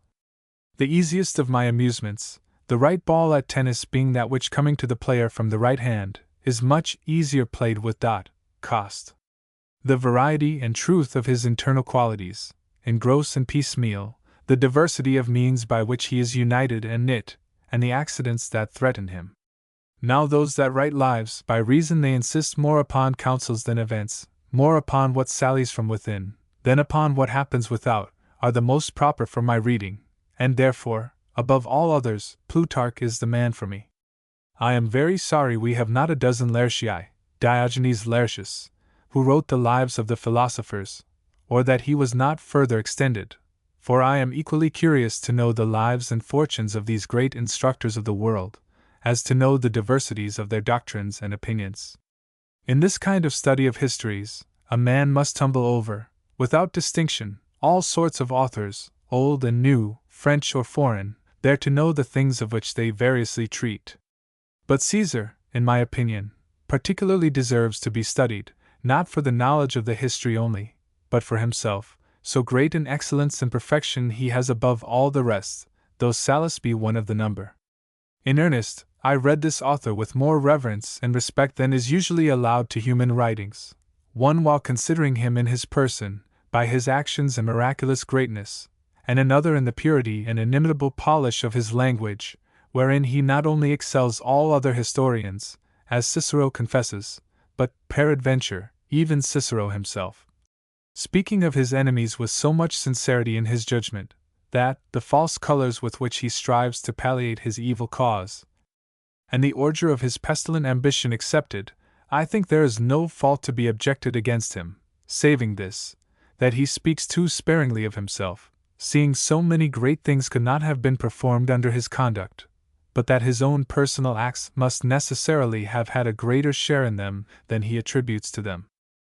I love historians, whether of the simple sort, or of the higher order.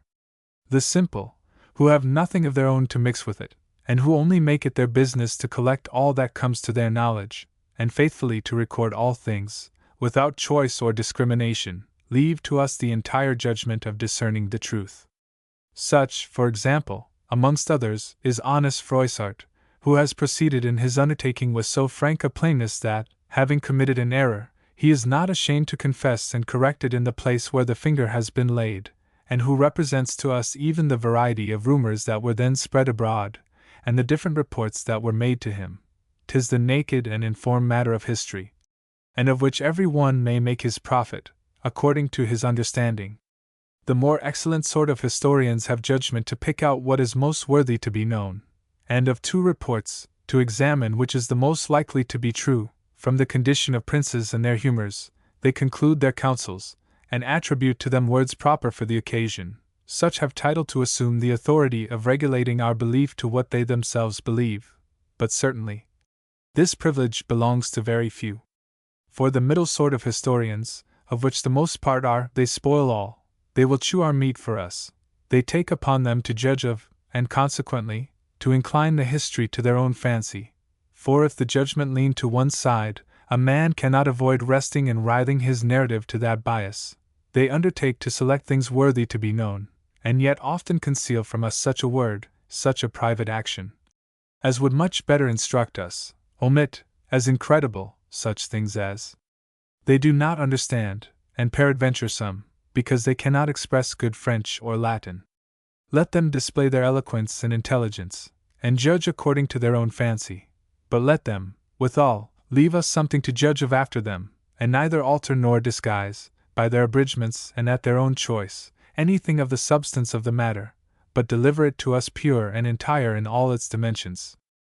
For the most part, and especially in these latter ages, persons are culled out for this work from amongst the common people, upon the sole consideration of well speaking, as if we were to learn grammar from them, and the men so chosen have fair reason, being hired for no other end and pretending to nothing but babble, not to be very solicitous of any part but that, and so, with a fine jingle of words, prepare us a pretty contexture of reports they pick up in the streets. The only good histories are those that have been written themselves who held command in the affairs whereof they write, or who participated in the conduct of them, or, at least, who have had the conduct of others of the same nature. Such are almost all the Greek and Roman histories, for, several eyewitnesses having written of the same subject, in the time when grandeur and learning commonly met in the same person, if there happened to be an error, it must of necessity be a very slight one, and upon a very doubtful incident. What can a man expect from a physician who writes of war, or from a mere scholar, treating of the designs of princes? If we could take notice how scrupulous the Romans were in this, there would need but this example. Asinius Pollio found in the histories of Caesar himself something misreported, a mistake occasioned, either by reason he could not have his eye in all parts of his army at once, and had given credit to some individual persons who had not delivered him a very true account, or else, for not having had too perfect notice given him by his lieutenants of what they had done in his absence. Suetonius. Life of Caesar, c. 56. By which we may see whether the inquisition after truth be not very delicate, when a man cannot believe the report of a battle from the knowledge of him who there commanded, nor from the soldiers who were engaged in it, unless, after the method of a judicial inquiry, the witnesses be confronted and objections considered upon the proof of the least detail of every incident. In good earnest, the knowledge we have of our own affairs is much more obscure, but that has been sufficiently handled by Bodin, and according to my own sentiment, in the work by Jean Bodin, entitled Methodus ad facilem historiarum cognitionem, 1566, a little to aid the weakness of my memory, so extreme that it has happened to me more than once, to take books again into my hand as new and unseen, that I had carefully read over a few years before, and scribbled with my notes, I have adopted a custom of late, to note at the end of every book, that is, of those I never intend to read again, the time when I made an end on't, and the judgment I had made of it, to the end that this might, at least, represent to me the character and general idea I had conceived of the author in reading it, and I will here transcribe some of those annotations. I wrote this some 10 years ago, in my Guicciardini.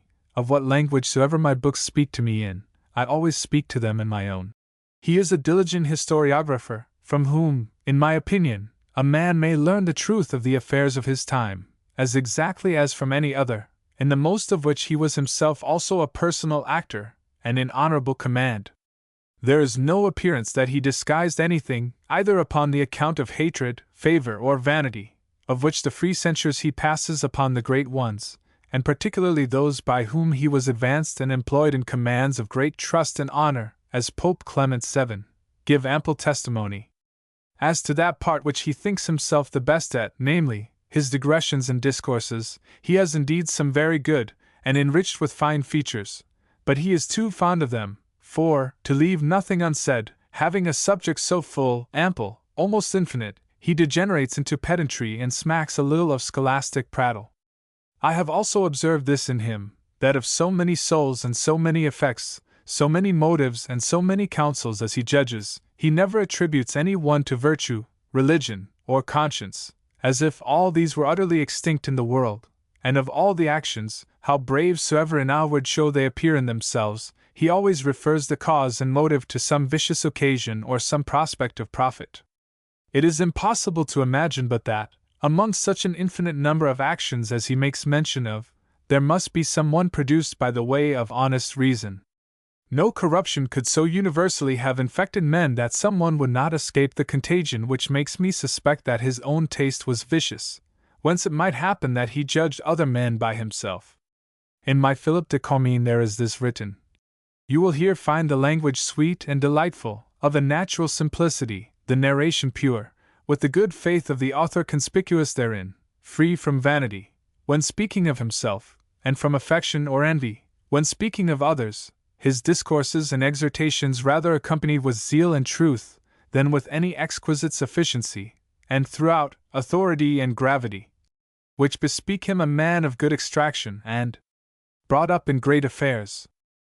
Upon the memoirs of Monsieur du Bellay I find this: 'Tis always pleasant to read things written by those that have experienced how they ought to be carried on, but withal, it cannot be denied but there is a manifest decadence in these two lords, Martin du Bellay and Guillaume de Lagny, brothers, who jointly wrote the memoirs. From the freedom and liberty of writing that shine in the elder historians, such as the Sire de Gennevilliers, the familiar companion of St. Louis, Eginhard, Chancellor to Charlemagne, and of later date, Philip de Comines. What we have here is rather an apology for King Francis, against the Emperor Charles V, than history. I will not believe that they have falsified anything, as to matter of fact, but they make a common practice of twisting the judgment of events, very often contrary to reason, to our advantage, and of omitting whatsoever is ticklish to be handled in the life of their master. Witness the proceedings of Messrs. de Montmorency and de Biron, which are here omitted, nay, so much as the very name of Madame d'Estampes is not here to be found. Secret actions an historian may conceal, but to pass over in silence what all the world knows and things that have drawn after them public and such high consequences, is an inexcusable defect. In fine, whoever has a mind to have a perfect knowledge of King Francis and the events of his reign, let him seek it elsewhere, if my advice may prevail. The only profit a man can reap from these memoirs is in the special narrative of battles and other exploits of war wherein these gentlemen were personally engaged, in some words and private actions of the princes of their time, and in the treaties and negotiations carried on by the Seigneur de Lagny, where there are everywhere things worthy to be known, and discourses above the vulgar strain. Chapter 11 of Cruelty. I fancy virtue to be something else, and something more noble, than good nature, and the mere propension to goodness, that we are born into the world withal. Well-disposed and well-descended souls pursue, indeed, the same methods, and represent in their actions the same face that virtue itself does, but the word virtue imports, I know not what, more great and active than merely for a man to suffer himself, by a happy disposition, to be gently and quietly drawn to the rule of reason. He who, by a natural sweetness and facility, should despise injuries received, would doubtless do a very fine and laudable thing. But he who, provoked and nettled to the quick by an offense, should fortify himself with the arms of reason against the furious appetite of revenge, and after a great conflict, master his own passion, would certainly do a great deal more. The first would do well, the latter virtuously. One action might be called goodness, and the other virtue, for methinks, the very name of virtue presupposes difficulty and contention, and cannot be exercised without an opponent. 'Tis for this reason, perhaps, that we call God good, mighty, liberal, and just, but we do not call him virtuous, being that all his operations are natural and without endeavor. Rousseau, in his Emile, Book V, adopts this passage almost in the same words. It has been the opinion of many philosophers, not only Stoics, but Epicureans, and this edition. Montaigne stops here to make his excuse for thus naming the Epicureans with the Stoics, in conformity to the general opinion that the Epicureans were not so rigid in their morals as the Stoics, which is not true in the main, as he demonstrates at one view. This involved Montaigne in a tedious parenthesis, during which it is proper that the reader be attentive, that he may not entirely lose the thread of the argument. In some later editions of this author, it has been attempted to remedy this inconvenience, but without observing that Montaigne's argument is rendered more feeble and obscure by such vain repetitions. It is a license that ought not to be taken, because he who publishes the work of another ought to give it as the other composed. But, in Mr. Cotton's translation, he was so puzzled with this enormous parenthesis that he has quite left it out. Cost. I borrow from the vulgar opinion, which is false, notwithstanding the witty conceit of Arcesilas in answer to one, who, being reproached that many scholars went from his school to the Epicurean, but never any from thence to his school, said in answer, I believe it indeed, numbers of capons being made out of cocks, but never any cocks out of capons. Diogenes Laertius, Life of Arcesilas, Lib 4, 43.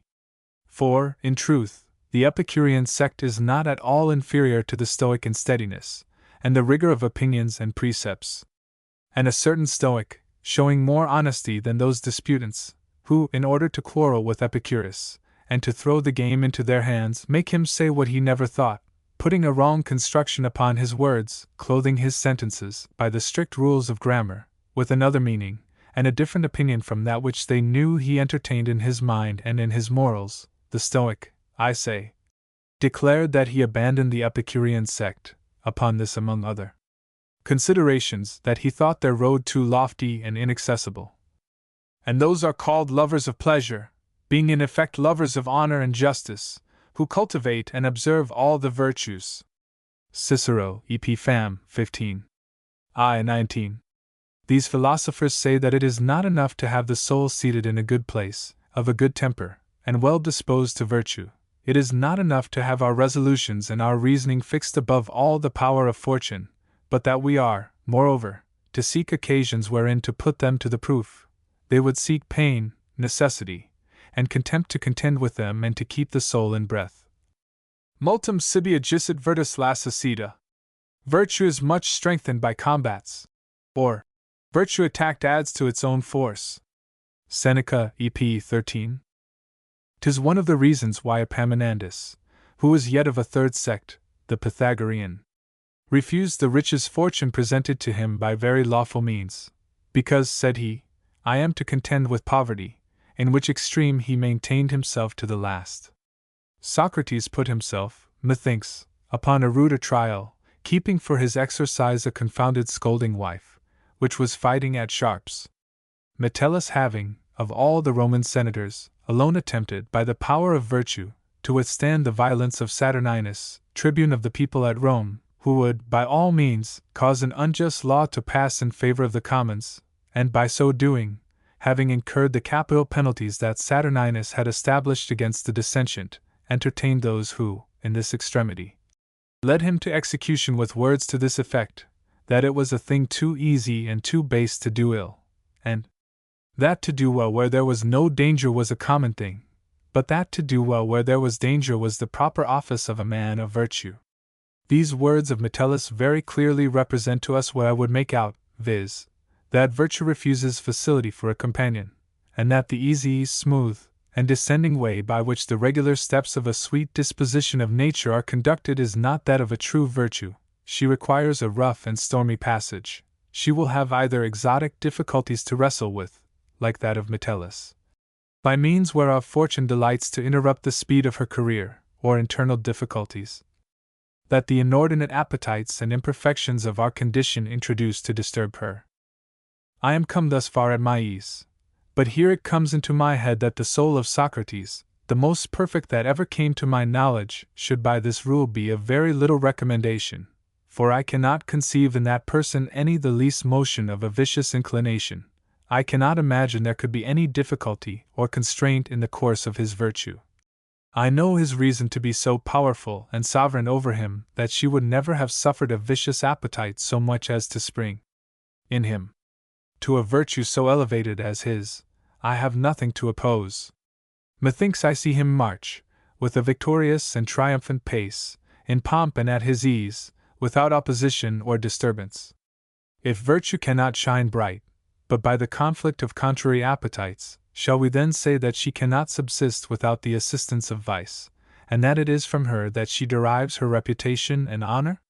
What then, also, would become of that brave and generous Epicurean pleasure, which makes account that it nourishes virtue tenderly in her lap, and there makes it play and wanton, giving it for toys to play withal, shame, fevers, poverty, death, and torments? If I presuppose that a perfect virtue manifests itself in contending, in patient enduring of pain, and undergoing the uttermost extremity of the gout, without being moved in her seat, if I give her troubles and difficulty for her necessary objects, what will become of a virtue elevated to such a degree, as not only to despise pain, but, moreover, to rejoice in it, and to be tickled with the throes of a sharp colic, such as the Epicureans have established, and of which many of them, by their actions, have given most manifest proofs? As have several others, who I find to have surpassed in effects even the very rules of their discipline. Witness the younger Cato. When I see him die, and tearing out his own bowels, I am not satisfied simply to believe that he had then his soul totally exempt from all trouble and horror. I cannot think that he only maintained himself in the steadiness that the Stoical rules prescribed him, temperate, without emotion, and imperturbed. There was, methinks, something in the virtue of this man too sprightly and fresh to stop there. I believe that, without doubt, he felt a pleasure and delight in so noble an action, and was more pleased in it than in any other of his life. Sic abieta vita, ut causam moriendi nactum esse gauderet. He quitted life rejoicing that a reason for dying had arisen. Cicero, Tusc. Quas I. 30. I believe it so thoroughly that I question whether he would have been content to have been deprived of the occasion of so brave an exploit, and if the goodness that made him embrace the public concern more than his own withheld me not, I should easily fall into an opinion that he thought himself obliged to fortune for having put his virtue upon so brave a trial, and for having favored that thief, Caesar, in treading underfoot the ancient liberty of his country. Methinks I read in this action I know not what exultation in his soul, and an extraordinary and manly emotion of pleasure, when he looked upon the generosity and height of his enterprise. Deliberate mort ferocier. The more courageous from the deliberation to die. Horace Od. I. 37:29. Not stimulated with any hope of glory, as the popular and effeminate judgments of some have concluded, for that consideration was too mean and low to possess so generous, so haughty, and so determined a heart as his, but for the very beauty of the thing in itself, which he who had the handling of the springs discerned more clearly and in its perfection than we are able to do. Philosophy has obliged me in determining that so brave an action had been indecently placed in any other life than that of Cato, and that it only appertained to his to end so, notwithstanding, and according to reason, he commanded his son and the senators who accompanied him to take another course in their affairs. Catoni, cum incredibilum natura tribuisset gravitatem, ipsi perpetua constantia robra visit, semperc in proposito concilio permansit, moriendum podius, quam tyranni vultus auspiciendis, erat. Cato, whom nature had given incredible dignity, which he had fortified by perpetual constancy, ever remaining of his predetermined opinion, preferred to die rather than to look on the countenance of a tyrant. Cicero, de Ofci, 31. Every death ought to hold proportion with the life before it. We do not become others for dying. I always interpret the death by the life preceding, and if any one tell me of a death strong and constant in appearance, annexed to a feeble life, I conclude it produced by some feeble cause, and suitable to the life before. The easiness then of his death and the facility of dying he had acquired by the vigor of his soul, shall we say that it ought to abate anything of the luster of his virtue? And who, that has his brain never so little tinctured with the true philosophy, can be content to imagine Socrates only free from fear and passion in the accident of his prison, fetters, and condemnation? And that will not discover in him not only firmness and constancy, which was his ordinary condition, but moreover, I know not what new satisfaction, and a frolic cheerfulness in his last words and actions. In the start he gave with the pleasure of scratching his leg when his irons were taken off, does he not discover an equal serenity and joy in his soul for being freed from past inconveniences, and at the same time to enter into the knowledge of the things to come? Cato shall pardon me, if he please, his death indeed is more tragical and more lingering, but yet this is, I know not how, methinks, finer. Aristippus, to one that was lamenting this death. The gods grant me such an one, said he. A man discerns in the soul of these two great men and their imitators, for I very much doubt whether there were ever their equals, so perfect a habitude to virtue, that it was turned to a complexion. It is no longer a laborious virtue, nor the precepts of reason, to maintain which the soul is so racked, but the very essence of their soul, its natural and ordinary habit. They have rendered it such by a long practice of philosophical precepts having lit upon a rich and fine nature. The vicious passions that spring in us can find no entrance into them. The force and vigor of their souls stifle and extinguish irregular desires, so soon as they begin to move. Now, that it is not more noble, by a high and divine resolution, to hinder the birth of temptations, and to be so formed to virtue, that the very seeds of vice are rooted out, than to hinder by main force their progress, and having suffered ourselves to be surprised with the first motions of the passions, to arm ourselves and to stand firm to oppose their progress, and overcome them. And that this second effect is not also much more generous than to be simply endowed with a facile and affable nature, of itself disaffected to debauchery and vice, I do not think can be doubted, for this third and last sort of virtue seems to render a man innocent, but not virtuous, free from doing ill, but not apt enough to do well, considering also that this condition is so near neighbor to imperfection and cowardice, that I know not very well how to separate the confines and distinguish them. The very names of goodness and innocence are, for this reason, in some sort grown into contempt. I very well know that several virtues, as chastity, sobriety, and temperance, may come to a man through personal defects. Constancy in danger, if it must be so called, the contempt of death, and patience in misfortunes, may ofttimes be found in men for want of well judging of such accidents, and not apprehending them for such as they are.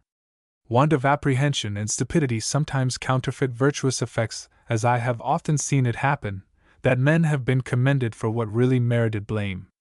An Italian lord once said this, in my presence, to the disadvantage of his own nation, that the subtlety of the Italians, and the vivacity of their conceptions were so great, and they foresaw the dangers and accidents that might befall them so far off, that it was not to be thought strange, if they were often, in war, observed to provide for their safety, even before they had discovered the peril, that we French and the Spaniards, who were not so cunning, went on further, and that we must be made to see and feel the danger before we would take the alarm, but that even then we could not stick to it. But the Germans and Swiss, more gross and heavy, had not the sense to look about them, even when the blows were falling about their ears. Peradventure, he only talked so for mirth's sake, and yet it is most certain that in war raw soldiers rush into dangers with more precipitancy than after they have been cudgeled. The original has scaldex, scalded. Haud ignaris. Quantum nova gloria in armis, et predulce decus, primos certamine possit. Not ignorant how much power the fresh glory of arms and sweetest honor possess in the first contest. Aeneid 11. 154.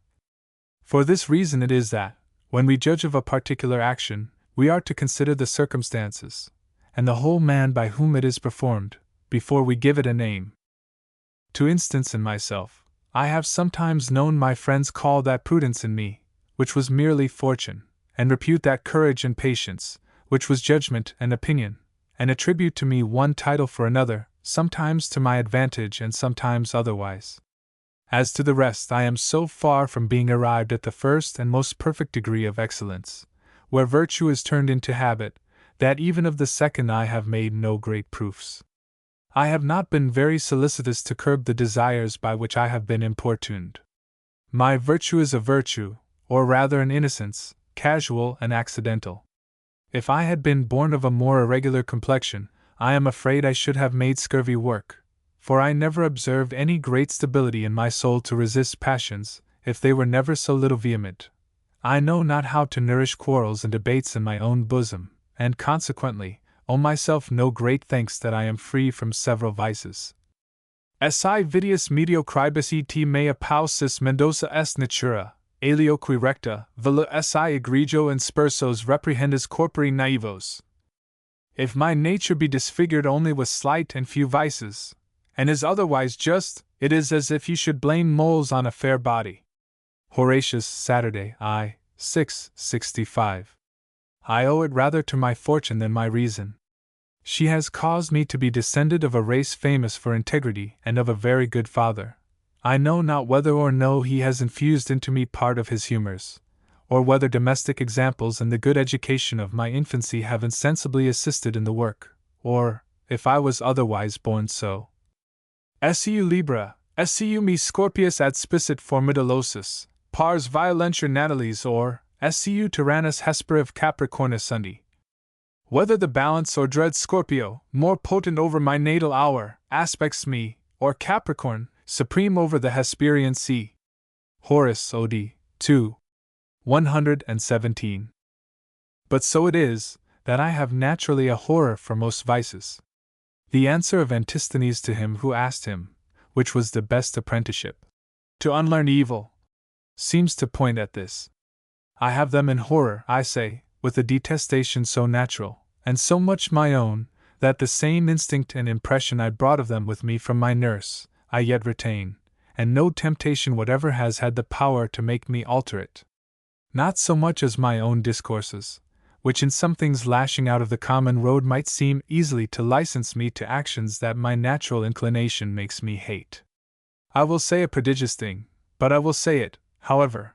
I find myself in many things more under reputation by my manners than by my opinion, and my concupiscence less debauched than my reason.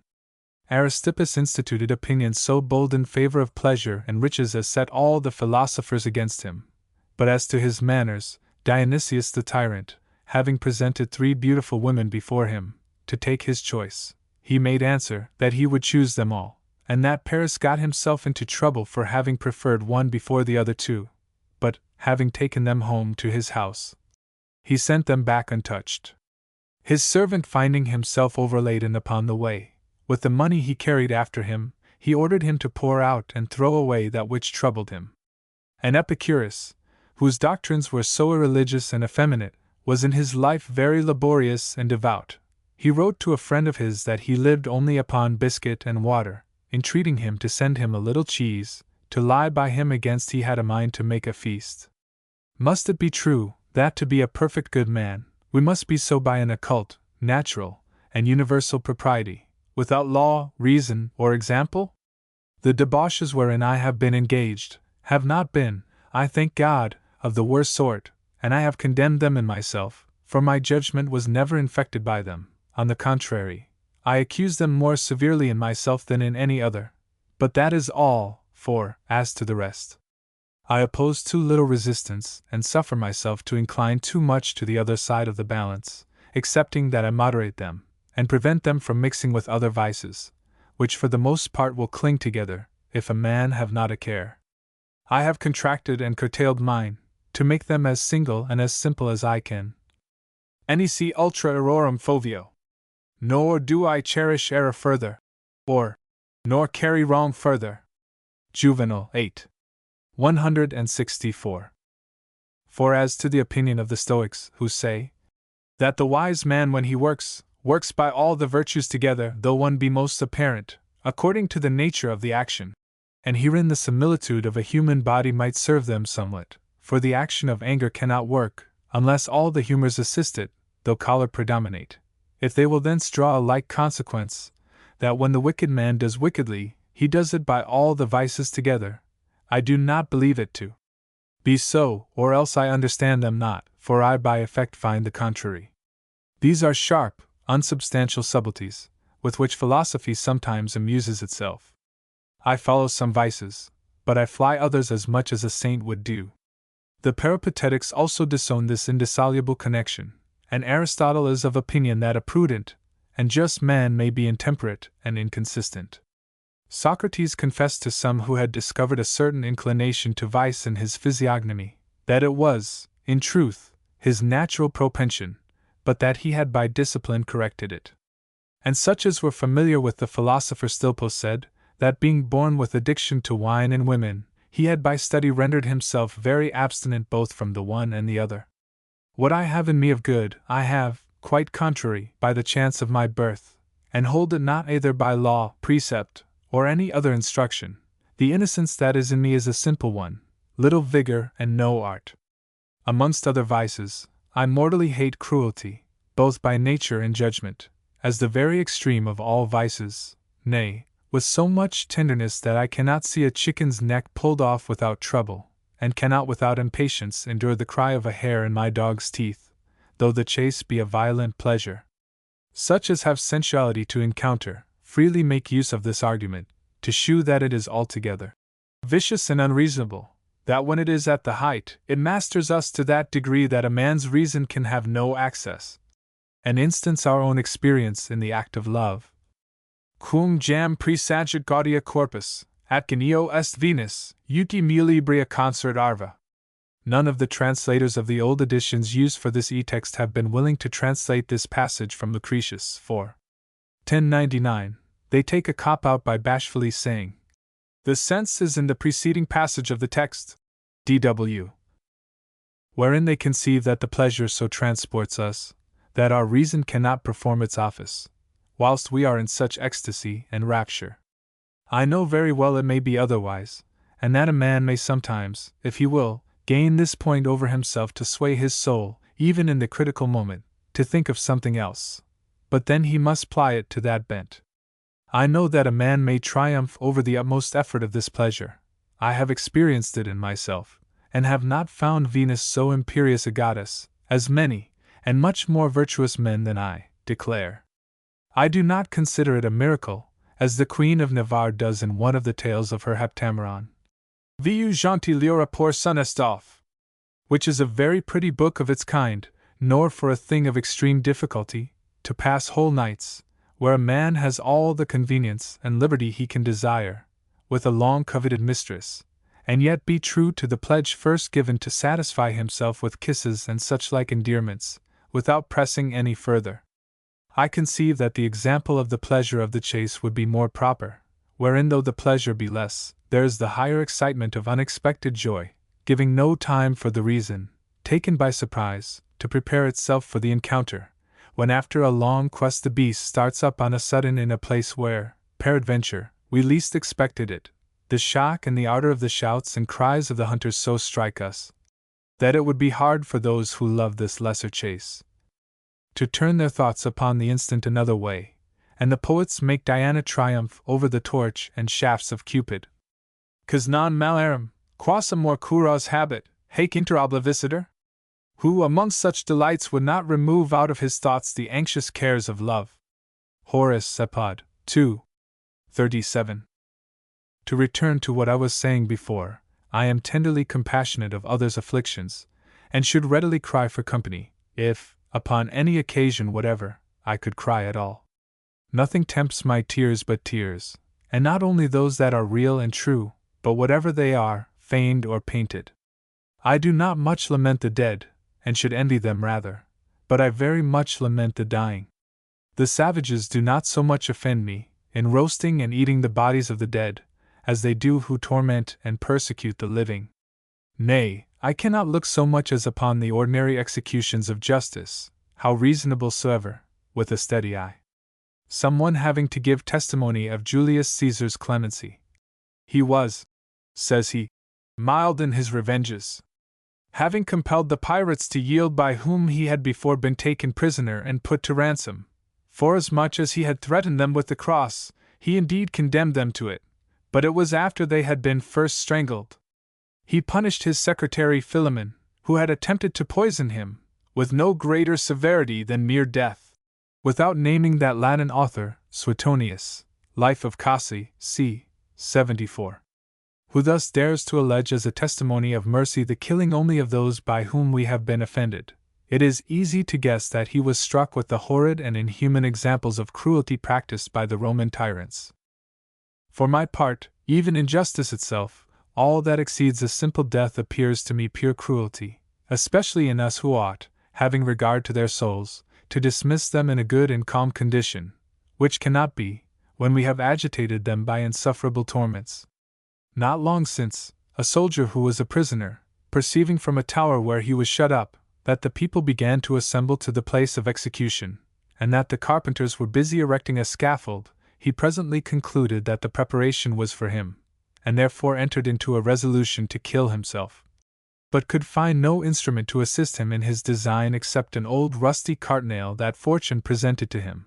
With this he first gave himself 2 great wounds about his throat, but finding these would not do, he presently afterwards gave himself a 3rd in the belly, where he left the nail sticking up to the head.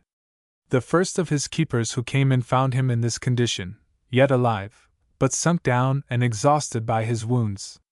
To make use of time, therefore, before he should die, they made haste to read his sentence, which having done, and he hearing that he was only condemned to be beheaded, he seemed to take new courage, accepted wine which he had before refused, and thanked his judges for the unhoped-for mildness of their sentence, saying that he had taken a resolution to dispatch himself for fear of a more severe and insupportable death, having entertained an opinion by the preparations he had seen in the place, that they were resolved to torment him with some horrible execution, and seemed to be delivered from death in having it changed from what he apprehended.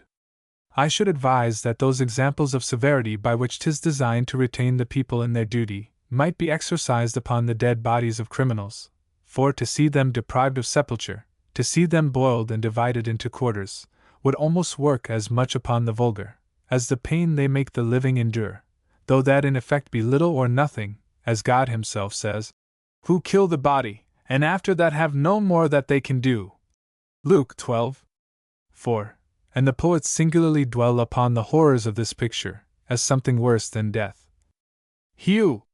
Reliquias semiustas regis, dinudatis ossibus, per terram sani delabutas fud divexerir. Alas! That the half-burnt remains of the king, exposing his bones, should be foully dragged along the ground besmeared with gore. Cicero, Tusc. Quas. I. 44.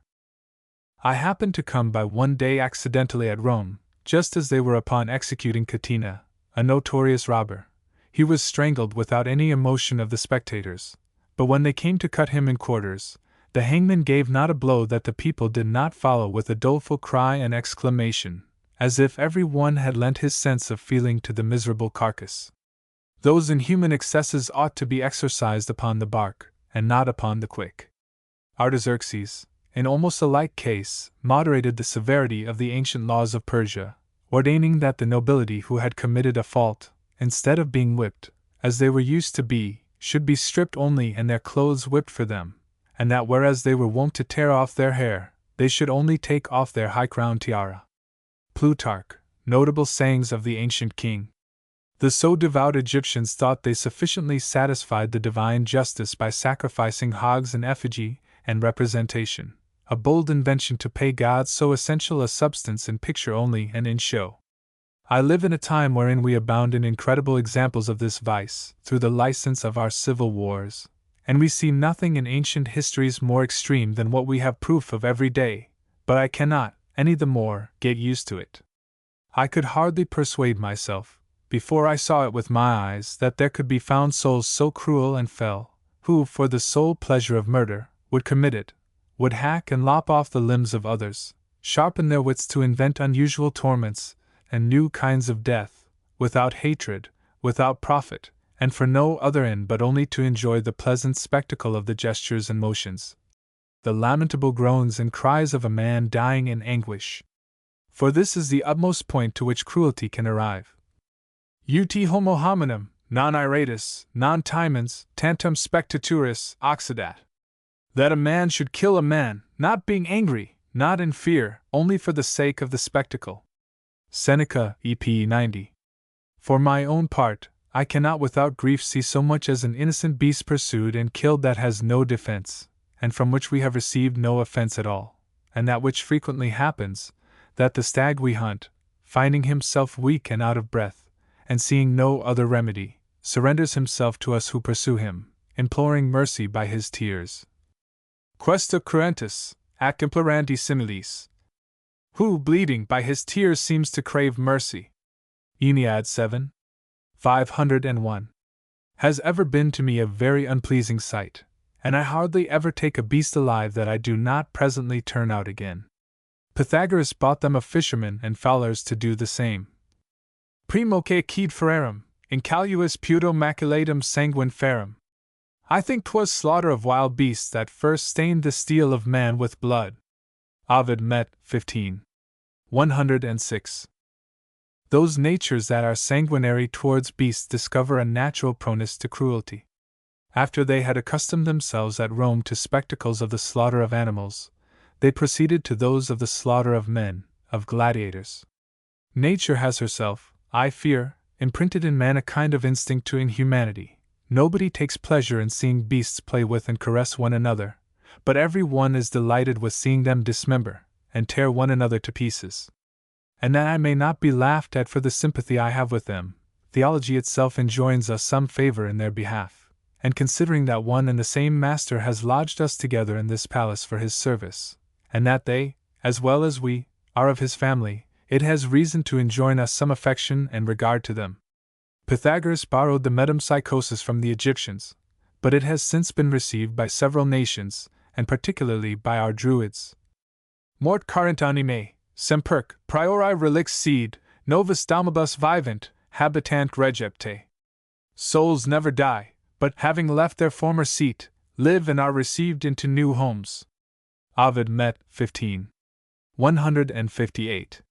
The religion of our ancient Gauls maintained that souls, being eternal, never cease to remove and shift their places from one body to another, mixing moreover with this fancy some consideration of divine justice, for according to the deportments of the soul, whilst it had been in Alexander, they said that God assigned it another body to inhabit, more or less painful, and proper for its condition. Muta ferrarum cogit vincula pati, truculentos injurit ursus, pretenesque lupis, fauces vulpibus addit, atgube per varios annos, per mil figuras. Egit, letheo purgatos flu mine, tandem versus ad humani revocat primordia formae. He makes them wear the silent chains of brutes, the bloodthirsty souls he encloses in bears, the thieves and wolves, the deceivers and foxes, where, after successive years and 1,000 forms, man had spent his life, and after purgation in Lethe's flood, at last he restores them to the primordial human shapes. Claudian in Rough. 2. 482. If it had been valiant, he lodged it in the body of a lion; if voluptuous, in that of a hog; if timorous, in that of a hart or hare; if malicious, in that of a fox, and so of the rest, till having purified it by this chastisement, it again entered into the body of some other man. Ipsi ego nam memini, Trojani, tempori belli panthods euphorbus eram. For I myself remember that, in the days of the Trojan War, I was Euphorbus, son of Pantheus. Ovid Met. 15. 160, and see Diogenes Laertius, Life of Pythagoras. As to the relationship betwixt us and beasts, I do not much admit of it, nor of that which several nations, and those among the most ancient and most noble, have practiced, who have not only received brutes into their society and companionship, but have given them a rank infinitely above themselves, esteeming them one while familiars and favorites of the gods, and having them in more than human reverence and respect. Others acknowledged no other god or divinity than they. Bellux ab barbaris propter beneficium consecrati. Beasts, out of opinion of some benefit received by them, were consecrated by barbarians. Cicero, De Natura der. I. 36. Crocodilin adurat pars haec, illa pavit sacrum serpentibus ibin, effigies sacri hic nitet aureus acopitheci, hic pissum fluments, illic opida tota canum veneranter. This place adores the crocodile, another dreads the ibis, feeder on serpents. Here shines the golden image of the sacred ape, here men venerate the fish of the river, their whole towns worship a dog. Juvenal, 15. 2. And the very interpretation that Plutarch gives to this error, which is very well conceived, is advantageous to them, for he says that it was not the cat or the ox, for example, that the Egyptians adored, but that they, in those beasts, adored some image of the divine faculties, in this, patience and utility, in that, vivacity, or, as with our neighbors the Burgundians and all the Germans, impatience to see themselves shut up, by which they represented liberty, which they loved and adored, above all other godlike attributes, and so of the rest. But when, amongst the more moderate opinions, I meet with arguments that endeavor to demonstrate the near resemblance betwixt us and animals, how large a share they have in our greatest privileges, and with how much probability they compare us together, truly I abate a great deal of our presumption, and willingly resign that imaginary sovereignty that is attributed to us over other creatures. But supposing all this were not true, there is nevertheless a certain respect, a general duty of humanity, not only to beasts that have life and sense, but even to trees and plants. We owe justice to men, and graciousness and benignity to other creatures that are capable of it.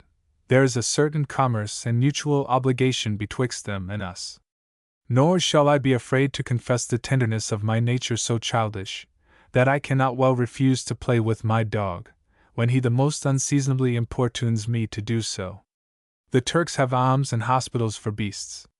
The Romans had public care to the nourishment of geese, by whose vigilance their capital had been preserved. The Athenians made a decree that the mules and moles which had served at the building of the temple called Hecatompedon should be free and suffered to pasture at their own choice, without hindrance.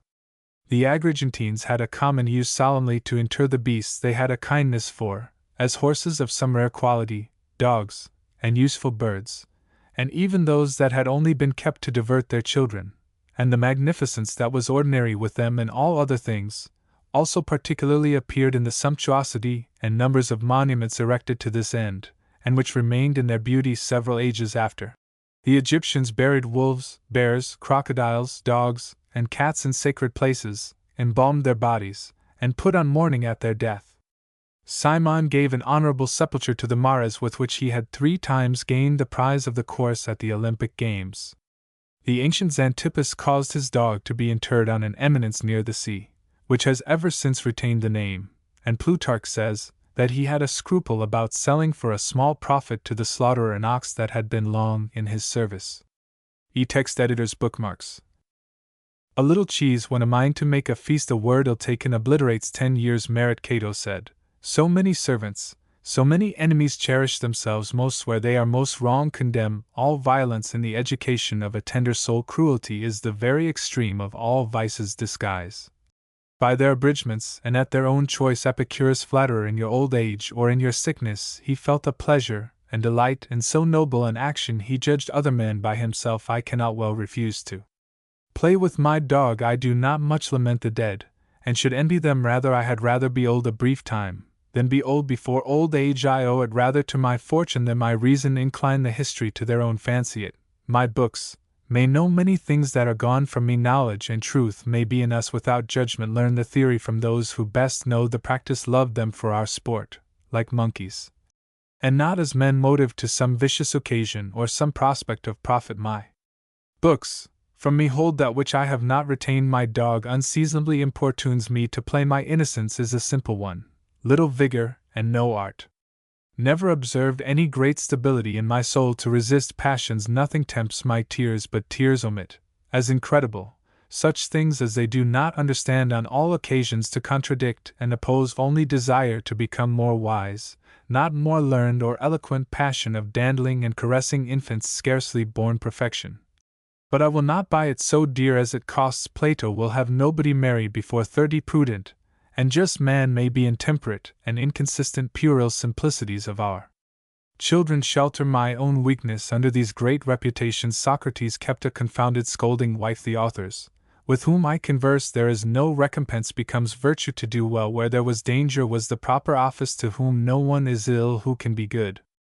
Turks have alms and hospitals for beasts. Vices will cling together. If a man have not a care, virtue is much strengthened by combats. Virtue refuses facility for a companion.